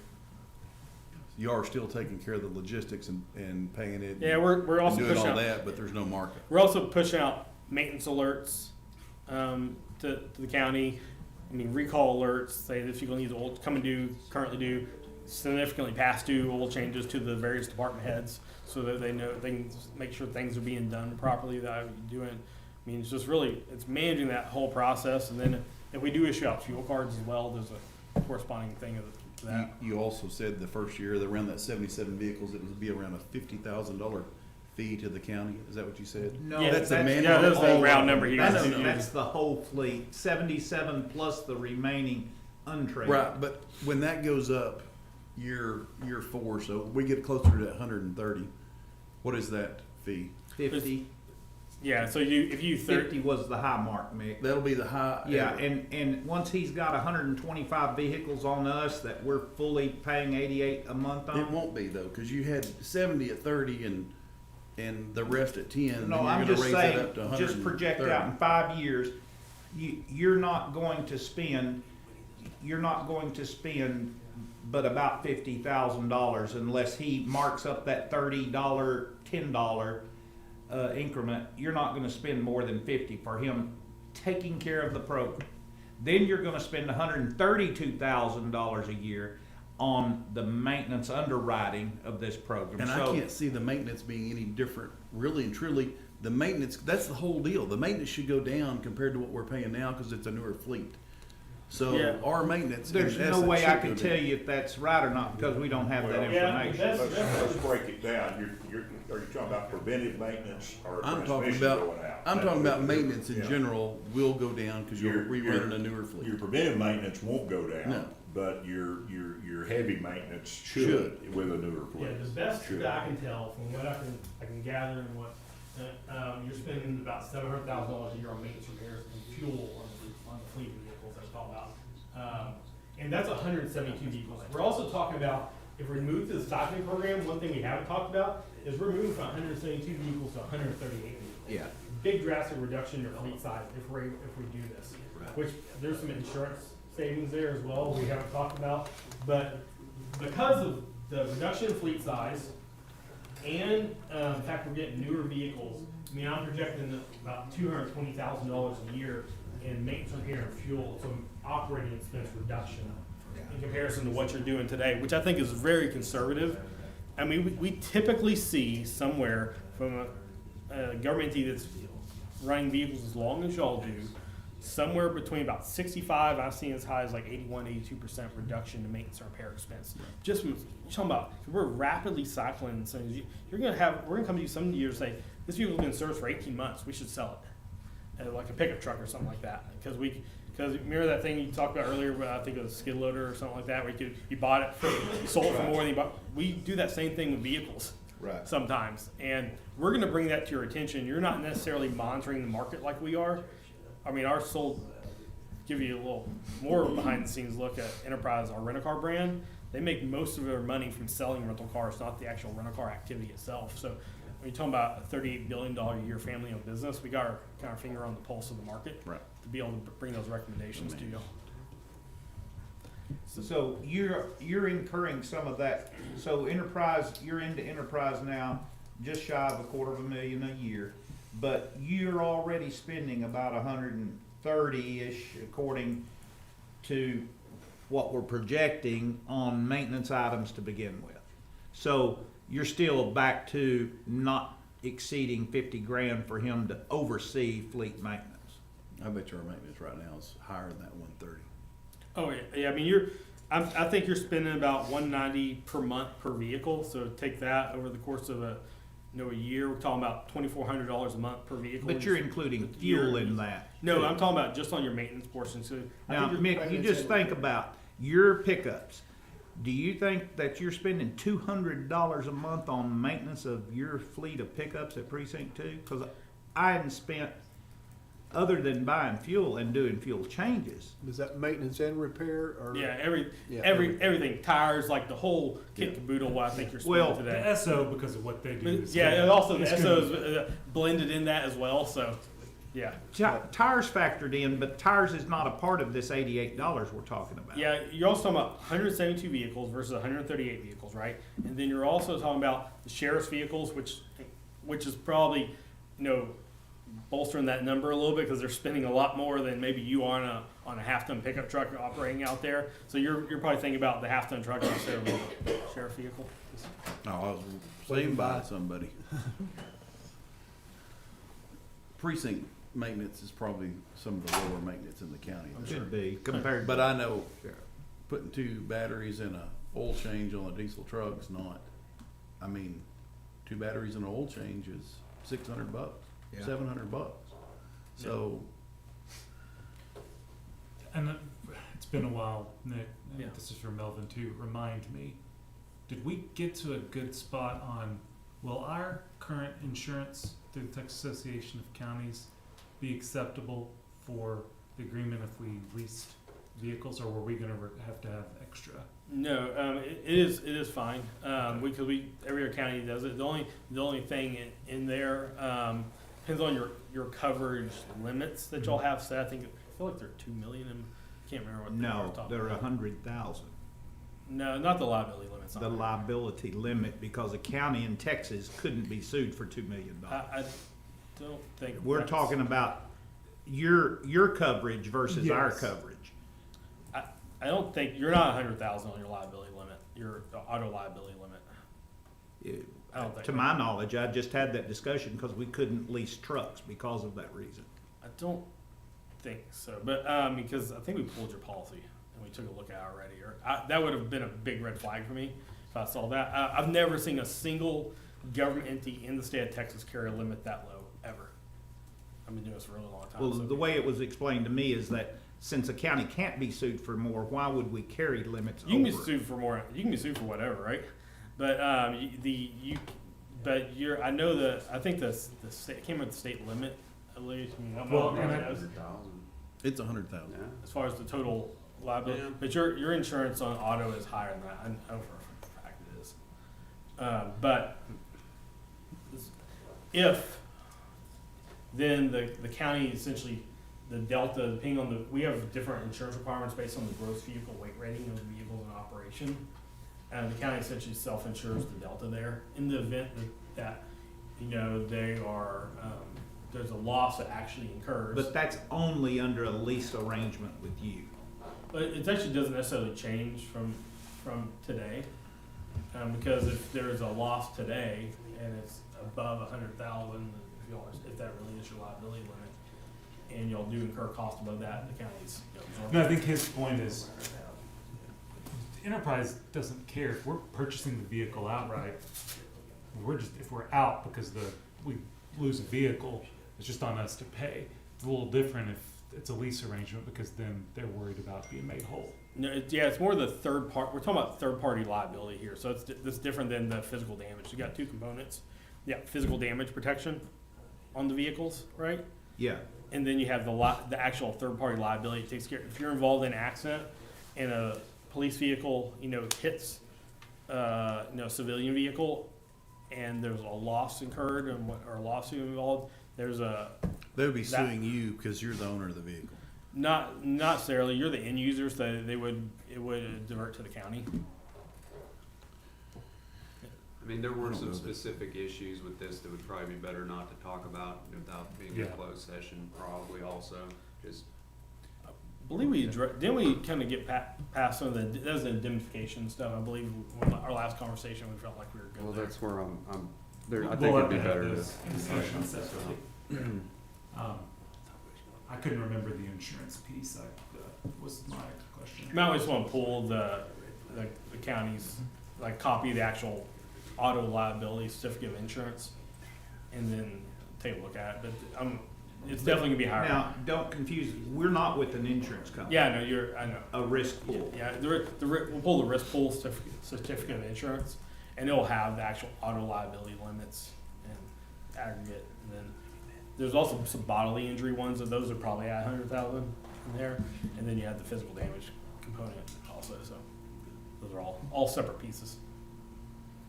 But again, we work with a lot of counties, and every county pretty much does the same thing for the most part, and we have had no issues. Unless y'all are the anomaly for some reason. It's what we do best. Yeah. I can send y'all. I can pull an example of one of our other counties, and kind of show you they usually send us, so we know, so y'all know what that looks like.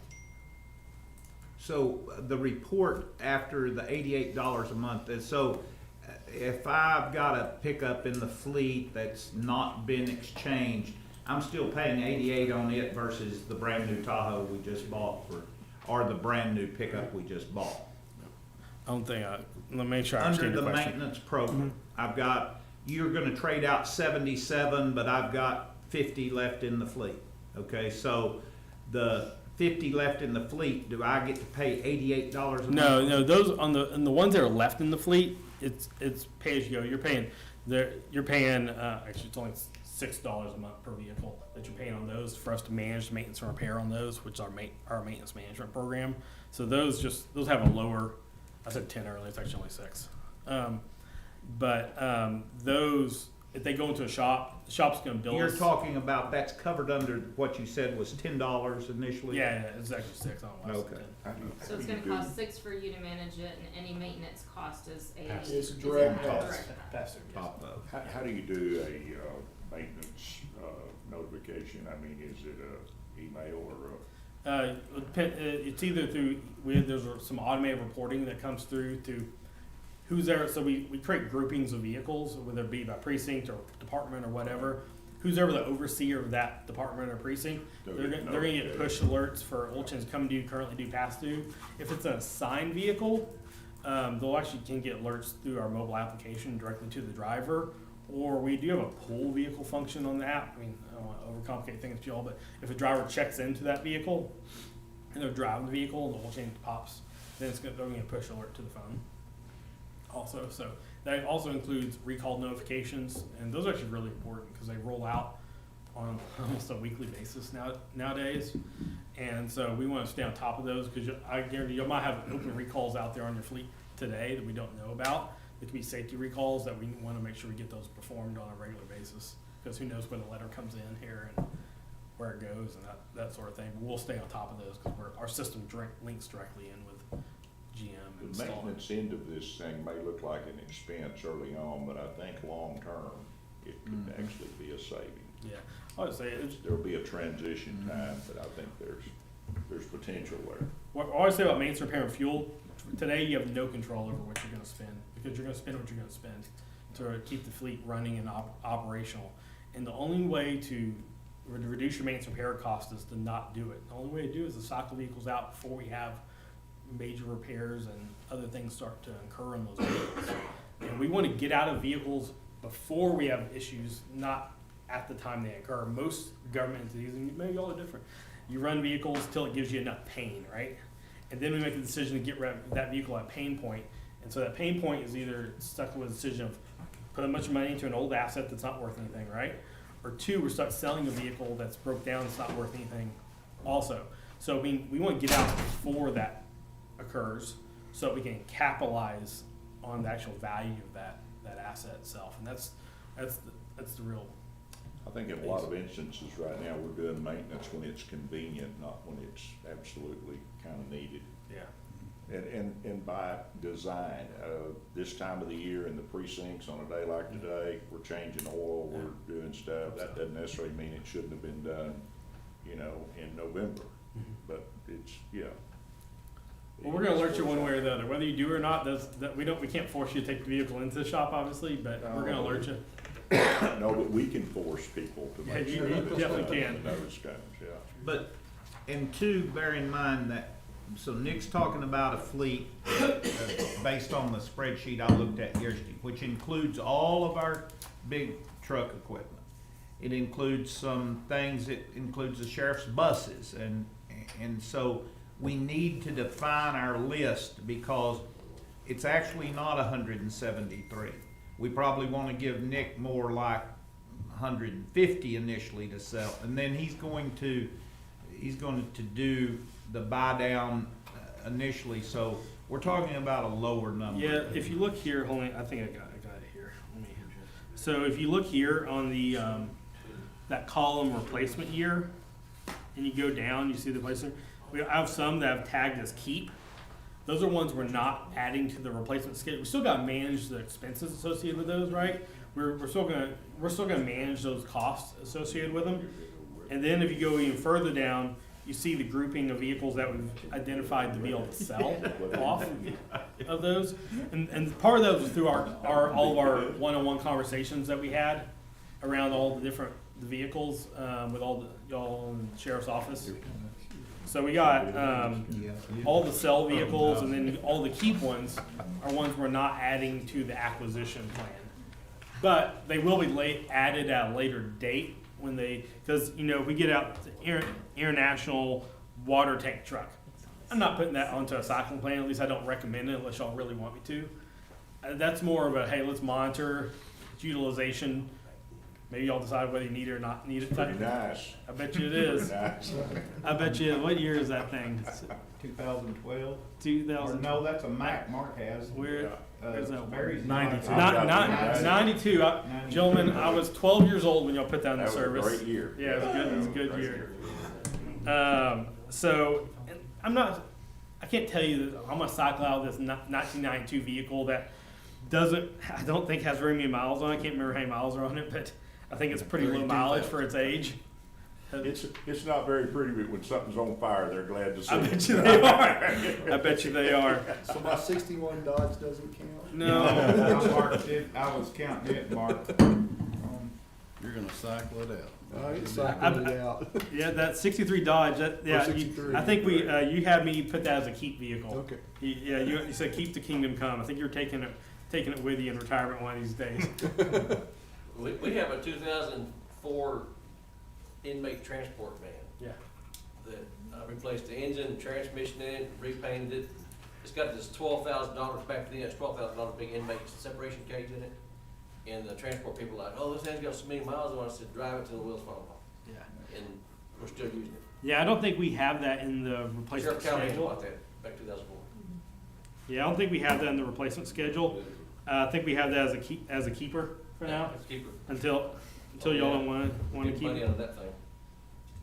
And that was bought by Commissioners Court money back in 2004. What you have is a brand new shiny red super stock Dodge, as in the song. Let that go. Good Okay. truck. Good truck. So, again, really what I want to get out of this is, you know, from today is y'all tell me, hey, y'all feel like y'all want to partner with Enterprise or not? And then if that's a yes, fantastic. If it's no, I obviously want some reasoning behind that, but they will shake hands and go separate ways. And so Nick, just so I understand, those invoices flowing in will come in by department? Yeah, we can. However y'all want it to flow. We can. That's what the auditor will want, and so she can categorize those accordingly. Yeah, we create what's called either cost codes or like sub accounts, like sub to sub. You can go sub to sub to sub to sub, however granular you want. And you sell 77 vehicles for me in 2024. How many checks am I receiving for that sale? Yeah, they get lumped on. They usually get invoice credited as they occur. So, like for instance, say this month we sell 10 vehicles, right?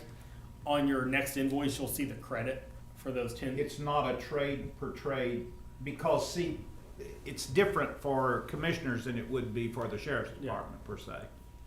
So you're telling me it's going to be active charges less income net invoice. Unless you want us to cut checks, and we can cut checks. Like we can cut actual checks back I think as long as the information's As come to long the as- auditor's office for Yeah. Right, who it's Because coming because that from. may That actually would work carry better than the Usually revenue does. coming in, because it reduces your expenses from the start, and I don't have to certify revenue.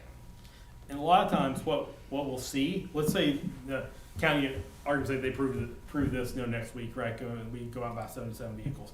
Well, the county doesn't start paying for them until they actually go into service. So if we're using, one of their benefits of using a leasing mechanism is you don't pay for them until they go into service. You might only have partial years lease payments. Say we only have 6 months of lease payments in the fiscal year, but we have all that revenue come in, so we might even have a budgetary credit in the first year from all those acquisitions. Yeah, which brings up a good question. In the climate we're in today, what is a fair timeline to changeover? Is it a 6-month deal? Or? It depends on the vehicle. I'd say we're gonna have vehicles start landing, and we'll have some come in the next couple of months. Like for instance, there's a city out in East Texas called the City of Marshall. We just brought on, and we brought them on about 2 months ago. We had vehicles start landing. But to equip sheriff Yeah. vehicles in that Quick sheriff vehicles might give it a year on those, Right. depending on which vendor we're using.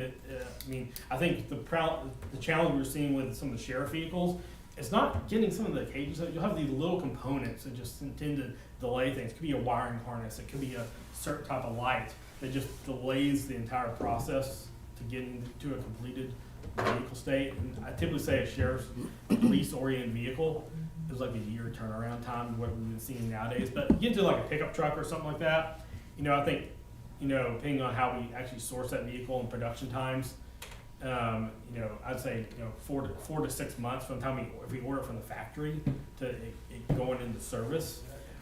But then we might, a lot of times we find other vehicle sources, like we did, like the City of Marshall, we found some through some pools of vehicles, and so we were able to source those, get them bought within like 2 weeks of them improving the partnership. They're already at the outfitter now, so we're gonna have vehicles on the road in under 60 days from inception of the partnership. But that's our job, is to figure all that out and bring those opportunities forward to y'all. And again, each commissioner will sign off as we acquire vehicles. We're gonna you get a DocuSign that goes to each individual commissioner for them to approve that individual or group of vehicles acquisitions. So you can tell them specs are right, color's right, aftermarket equipment is correct, and all those sort of things. And once the commissioner executes that, then we actually source it. That would actually have to go to the judge, because We certainly under our want the county color to be policy, right. We Yeah. learned that today. the court has to approve it, so. Yeah, so No, it's masters. the commissioner approves all the specs and everything, and then. Then it comes before the comes to court it. for- But Yeah. back to it's our job, and that's great, and I've heard from some other counties that their fleet manager doesn't give them those notifications when to sell, doesn't give that advice. So what's our recourse, let's say if our fleet manager isn't doing their job, what's our recourse to either get a new one or get out of where we're at? So if your fleet manager is not doing their job, so we have some minimum metrics, so just kind of pull back curtain a little bit. Our account managers, our client strategy managers, as we call them, they're required to meet with y'all minimum quarterly. That's the kind of the minimum bogey of how often they have to meet with you. One of those is being a planning meeting, one's called an annual client review meeting. These are minimum metrics for them to keep their job with enterprise, number one. And so it's unavoidable for them to bring those forward to y'all. And as part of it, there's gonna be a compliance meeting in there. You see a lot of non-compliance around maintenance to y'all's forward to y'all. So there's really no way for them to not be working with y'all or meeting with y'all on a regular basis. It's impossible. But That doesn't answer the question. Yeah, but if they don't send out the notices, then what is our recourse against your company? depends on I'm not sure which notice we're I talking mean, if about. we're not getting notices for recalls, or not getting notices for maintenance, or not getting the notices that we need, what is our recourse to- other issues of delinquency, whether if February invoices are showing up in July, and, we've mentioned it a couple of times, but they keep occurring that way. So what is our recourse? We're earning an agreement that's 10 years long, with Yeah, you? it's actually, it's open-ended. There's actually, I mean, y'all can terminate the agreement pretty much any point in time. Yeah. The agreement Right, and we would was- just pay out whatever balance is due. So, I mean, that would be just one of your recourses. I mean, Right, I've that had, is the biggest recourse. I haven't had, Yes. which is not, we want y'all around for 30, 40, 50 in perpetuity, right, as a client. It doesn't benefit us one iota. It's what I call turn and burning clients. Yeah, when we have Nick's phone number. Yeah, you have That may be. so, hey, I'll- Melvin, you But, reviewed okay, this so, and they're supposed to agreement, meet with right? us, Yes. but those Mark are it up. in-person meetings Yeah, to no, go in through. person. Talk So a about it, phone yeah. call does not constitute a extensive. meeting with the county. No, the phone calls, we're probably talking with y'all on a monthly Okay. basis with 'Cause- phone calls. Because I have heard from other entities that they're not getting the promised service that we're being told is part of the job of the fee that we're I can't paying. imagine how that'd be because, I mean, I know my group, I mean, and it's my 21st year with the enterprise. I've worked in this group for 15 plus years. And I mean, I know what our minimum requirements for my team to keep their job. And we'd know really, really quick because we have minimum touches that we have to make. And we have things called like we have compliance reporting of looking at if we are sending out push alerts, if someone's not opening those alerts, we have reporting around that to know, okay, maybe it's not going to the right person. That person's no longer with the county, so we have recourse around making that happen. I'm not really sure how that would be occurring. And in reality, when you look at this, for this to be beneficial to Wichita County, the whole thing needs to function. Correct. And I think that's what you're talking about, Yes. is there's no need in doing it, well, we're doing 3 parts of it or whatever. It needs to function as a entire entity, because that's where you get the benefit. 100%. 100%. Yeah, that is 100% the case. And, I mean, unfortunately, you will see me also every year. I mean, I check up on my team also, making sure everything's on track and where we expect it to be. I mean, when we're doing we call onboarding. I won't bore y'all with how we do things behind the scenes, but I have weekly calls with everyone, client strategy managers that manage clients that have come on board about how are we doing, what are we looking at. We have a whole onboarding logistics plan. I mean, it's a very in-depth process behind the scenes. We got about 300 touch points that we have to hit throughout the first year of things that we have to comply by, or else our onboarding plans, as we call it, that's gets off center, and that reports bubble up. They eventually roll up to our corporate office. My VP in Dallas, his boss, our AVP, is going to be ultimately our president of our business. We get all of that stuff. Well, I guess that's the long answer that really ultimately ends up, it's not an agreement that locks us in permanently. The ultimate recourse is to stop in the way that it's written. Yeah, and if we terminate can't for- reach it. Yeah, so, okay, I mean, we've covered this pretty well. So yeah, 3 weeks from now, I'd like for us to have all had the chance to think about it, ask more questions if they come up, but we'll make a decision. when Can we I get it. ask 2 questions? One, are there any areas of concern that I need to address between now and that next meeting, so that I'm prepared or where y'all feel like we might stub our toe in this? As far as the logistics side of this, as far as feedback on us, what data we're getting, how often does that occur? Is that a monthly report? Is that The website's updated Yeah, in real time. It's real time. it's real time? It's real time. I mean, if you don't log onto the website, we're gonna get a compliance report around that says that, you know, Mr. McCann has never logged onto the website. And we might have we do a website training for whoever needs to be logging onto that. So we'd see that pretty quick within the first 3 to 6 months. We'll use a touch at 3 months. You have monthly touches for the first 12 months of the partnership. That does that. We might do a retraining around 3 months. Well, that answered my question. So it's Yeah. everything's up to date on the dashboard or whatever you might say there. And you'll get some real time information out of that, Okay. as long as you open the emails and alerts. well, what else, what are areas of Our concern? dashboard will be able to look at not only our vehicles within our area of the fleet, but also the entire fleet. Yeah, it depends on how y'all want to It'll restrict be how we it. set up permissions, but Okay. I would imagine like for the commissioner's court, for example. Yeah. would Yeah, make for- sense to have one level. Yeah, let's say you had like a little let's say the attorney's office had 2 vehicles.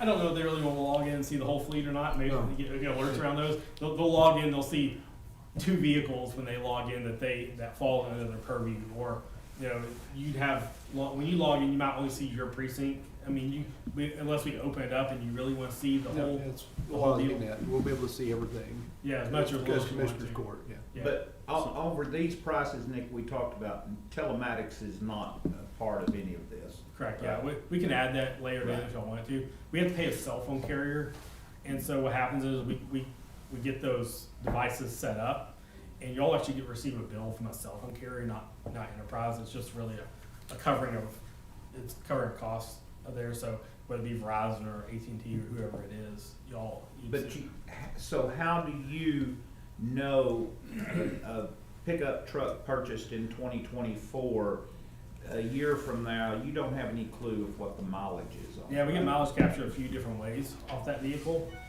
Say if you don't have telematics in the vehicle, then we get it every time it goes in for maintenance. We get mileage capture off there. We build an algorithm that trends off that. If we issue out fuel cards, every time that fuel card is swiped, we get fuel capture off the fuel card at the pump. So, for instance, I have a company car at Enterprise. I have the same fuel card y'all will get. My drive up here, I swipe my fuel card. I had to enter in my odometer into the fuel pump, so we get some capture. That's off that. also, fuel card is Sure. also an additional service you provide. Yeah, it's just a pass through of the actual cost incurred, so it doesn't really cost the county anything other than what you actually spend on fuel, so. And then, like I said, every time it goes in for maintenance, so we build a trend off that. And most of the vehicles now that are producing, the vast majority of them actually already have the telematics embedded into them before we buy them. We just really guys turn on the service to them, so we don't have, a lot of times we don't have to have devices until we get like bigger trucks. I call class, 3, 4s and up, which is like a 1 ton and up. We have to actually have a plug-in device put into them, but most of the other vehicles have that system already embedded into them. We just gotta turn on the service. It's pretty easy, for the most part. Okay. Questions, concerns? What else do I need to do I'd like to get some insurance information just so we can address that. obviously. I'll follow up with you on the insurance thing to make sure that's clear. Well, we're all on the same page there, but, and again, everyone has Nick's contact info. Yeah, please, reach out to me, use me, abuse me, however you need to do it, ask questions. I definitely feel like this would be beneficial for the Can county. you send us, Nick, could you send the court back a detailed list of those items that are covered in that maintenance program on those? Yeah, that'd be good. Just write myself some notes quick.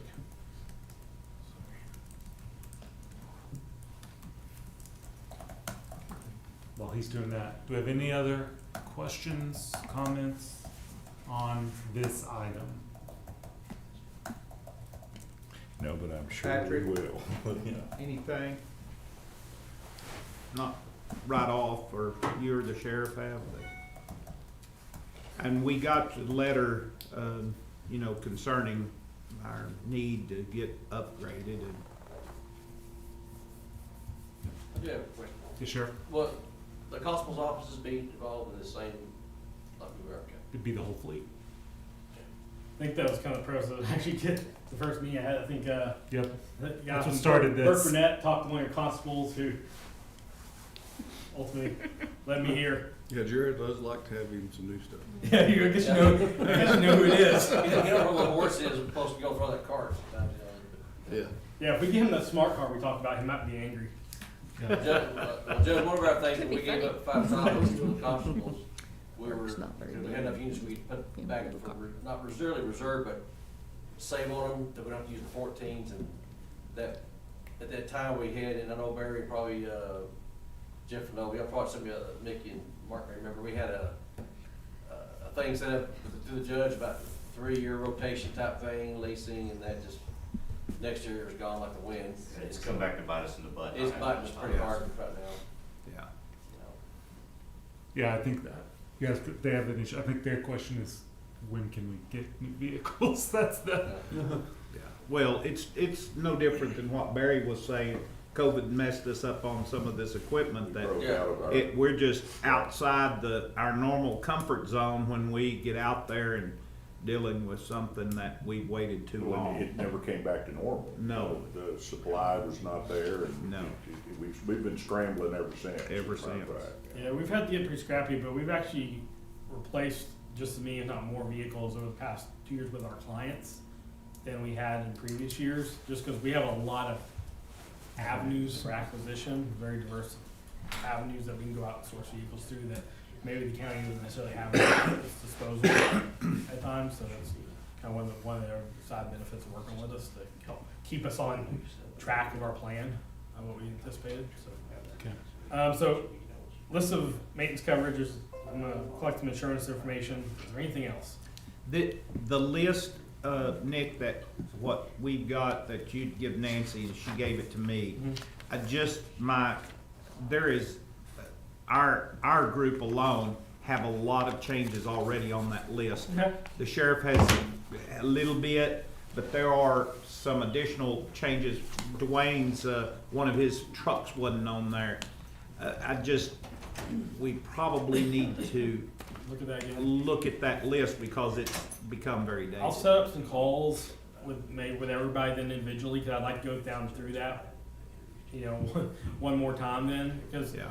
and again, this plan's it's ever evolving, Right. ever changing, and Yeah. the county is you're a decent sized county, you're dynamic, so. well, that's why that's why I want us to make a decision, because it's gonna keep, this is Yeah. gonna keep being Yeah, a problem. because until- it was maybe my fourth time here, right? Right. And every time I've been here, things are changing week to week. And Yeah. so the interest rate charged on the lease, you're 3% over It- the average 90-day T-bill, so Yeah, so, we're yeah. close to 8%.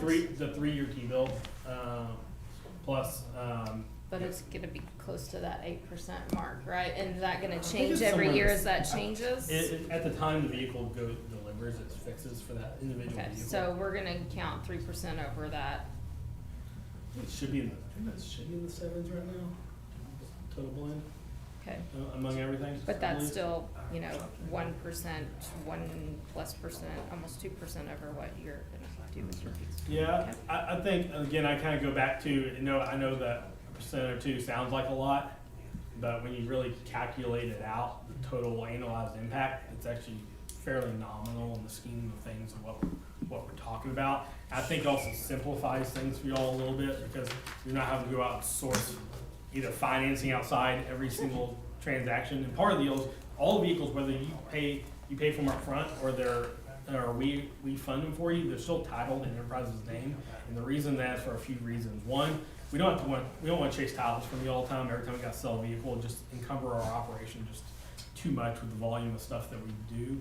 Also, it allows us to go sell vehicles under our outside of So published even forms. if we're purchasing vehicles, you're titling them in Enterprise's name Yeah, under they're our registered, agreement. in your name, titled in Enterprise's name. And that's, again, so we don't have to chase titles from you all the time. We also, we handle license and title renewals on your behalf. When you do alias plates, we can do those on Are your there, behalf. are there, personal property taxes paid to, Enterprise has to pay on those vehicles? No, because you're, as the end user, unless y'all charge yourselves, with most, And- we don't, And so no. then, too, Judge, the question to TAC is, I guess that's qualifiable. I mean, Yeah. you're typically dealing with, because you run into, let's just say I'm the attorney and I get, my client's got clobbered by Tahoe that's, in Enterprise's name. That's that insurance deal that we were talking about that we need But to look that's a more. closed That's session. different than I thought of, but. Yeah, we're named as what's called an additional insured on the policy, and a lost payee is how it works. I mean, TAC doesn't do additional insureds, so that's that's kind of part of the issue. The Right, whole 'cause it's But not a this is, policy. again, these are a lot of kind of, we get into some technical legal things that. I think what we'll do, because the way the calendar works out, is we can get some info on the insurance piece, and then we can have a closed session at our Friday for the February 13th meeting, we're making Bring a up some decision of those. to get a Okay. full, or we can do it before then if we need to, but. Okay. I don't know, did y'all ever send me the actual policy or not? I can't remember. We'll look. Yeah, We'll we'll figure it out offline. Okay. I think we need to keep going. Cool. Sorry to take so long. No, it's good. Yeah. Just side note on the same issue though, I'm needing from Tanya driver's license, date of birth, and names to qualify for commercial pricing on this lease truck thing. And I just realized she doesn't have that. She has some of that. But Corey, are you able to help with that or to fill in the blanks on that or? Well, we should be able to look into it and see what all we need or what we can come up with. Not having the information is kind of hard for me to give a definitive answer. Well, it's, we ran the driver's license, the drivers, we can get all that out of the clearinghouse, but it's the date of birth and the way that Munis was updated. I don't know where to go to get the date of birth, so yeah. we're going to hard copy records, which we don't have all of, because, they're across the It's street. just our class A and B drivers. And Yes, so- we can get DOVs. I have the list, I just can't get the Okay. DOBs without going to their permanent, or to their employee file, and if Okay. if we don't have it, then I don't have it. Okay. Yes, we can. I mean, Thank you. thank y'all so Very much. Thank you, Nick. Appreciate y'all. Okay.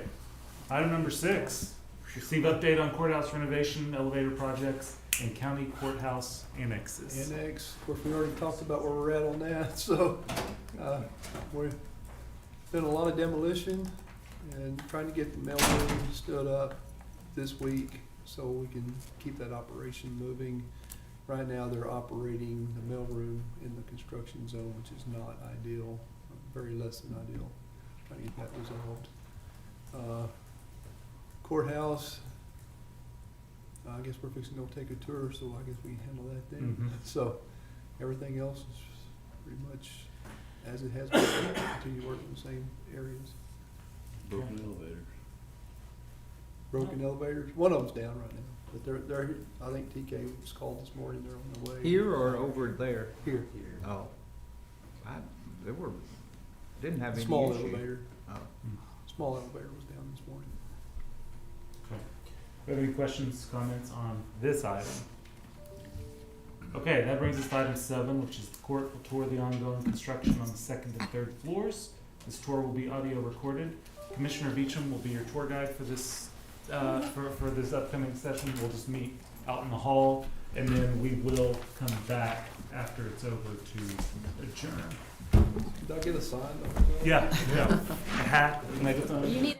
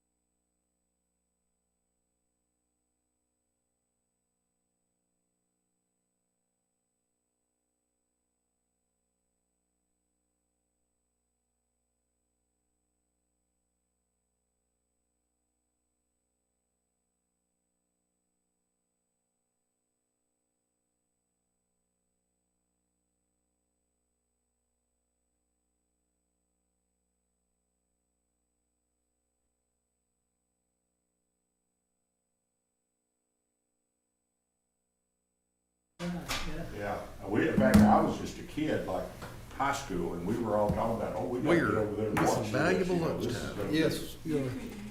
I'm starting.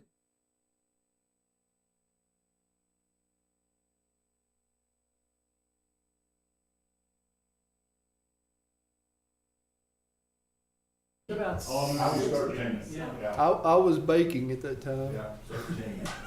You were the queen, your daddy's eye. No, I was in preparation. There you go, okay. All right, we are back from the tour. Does anyone have any questions or comments before we adjourn today? Mark, thank you for Yeah, taking you us bet. on that. You bet. It is 12:42.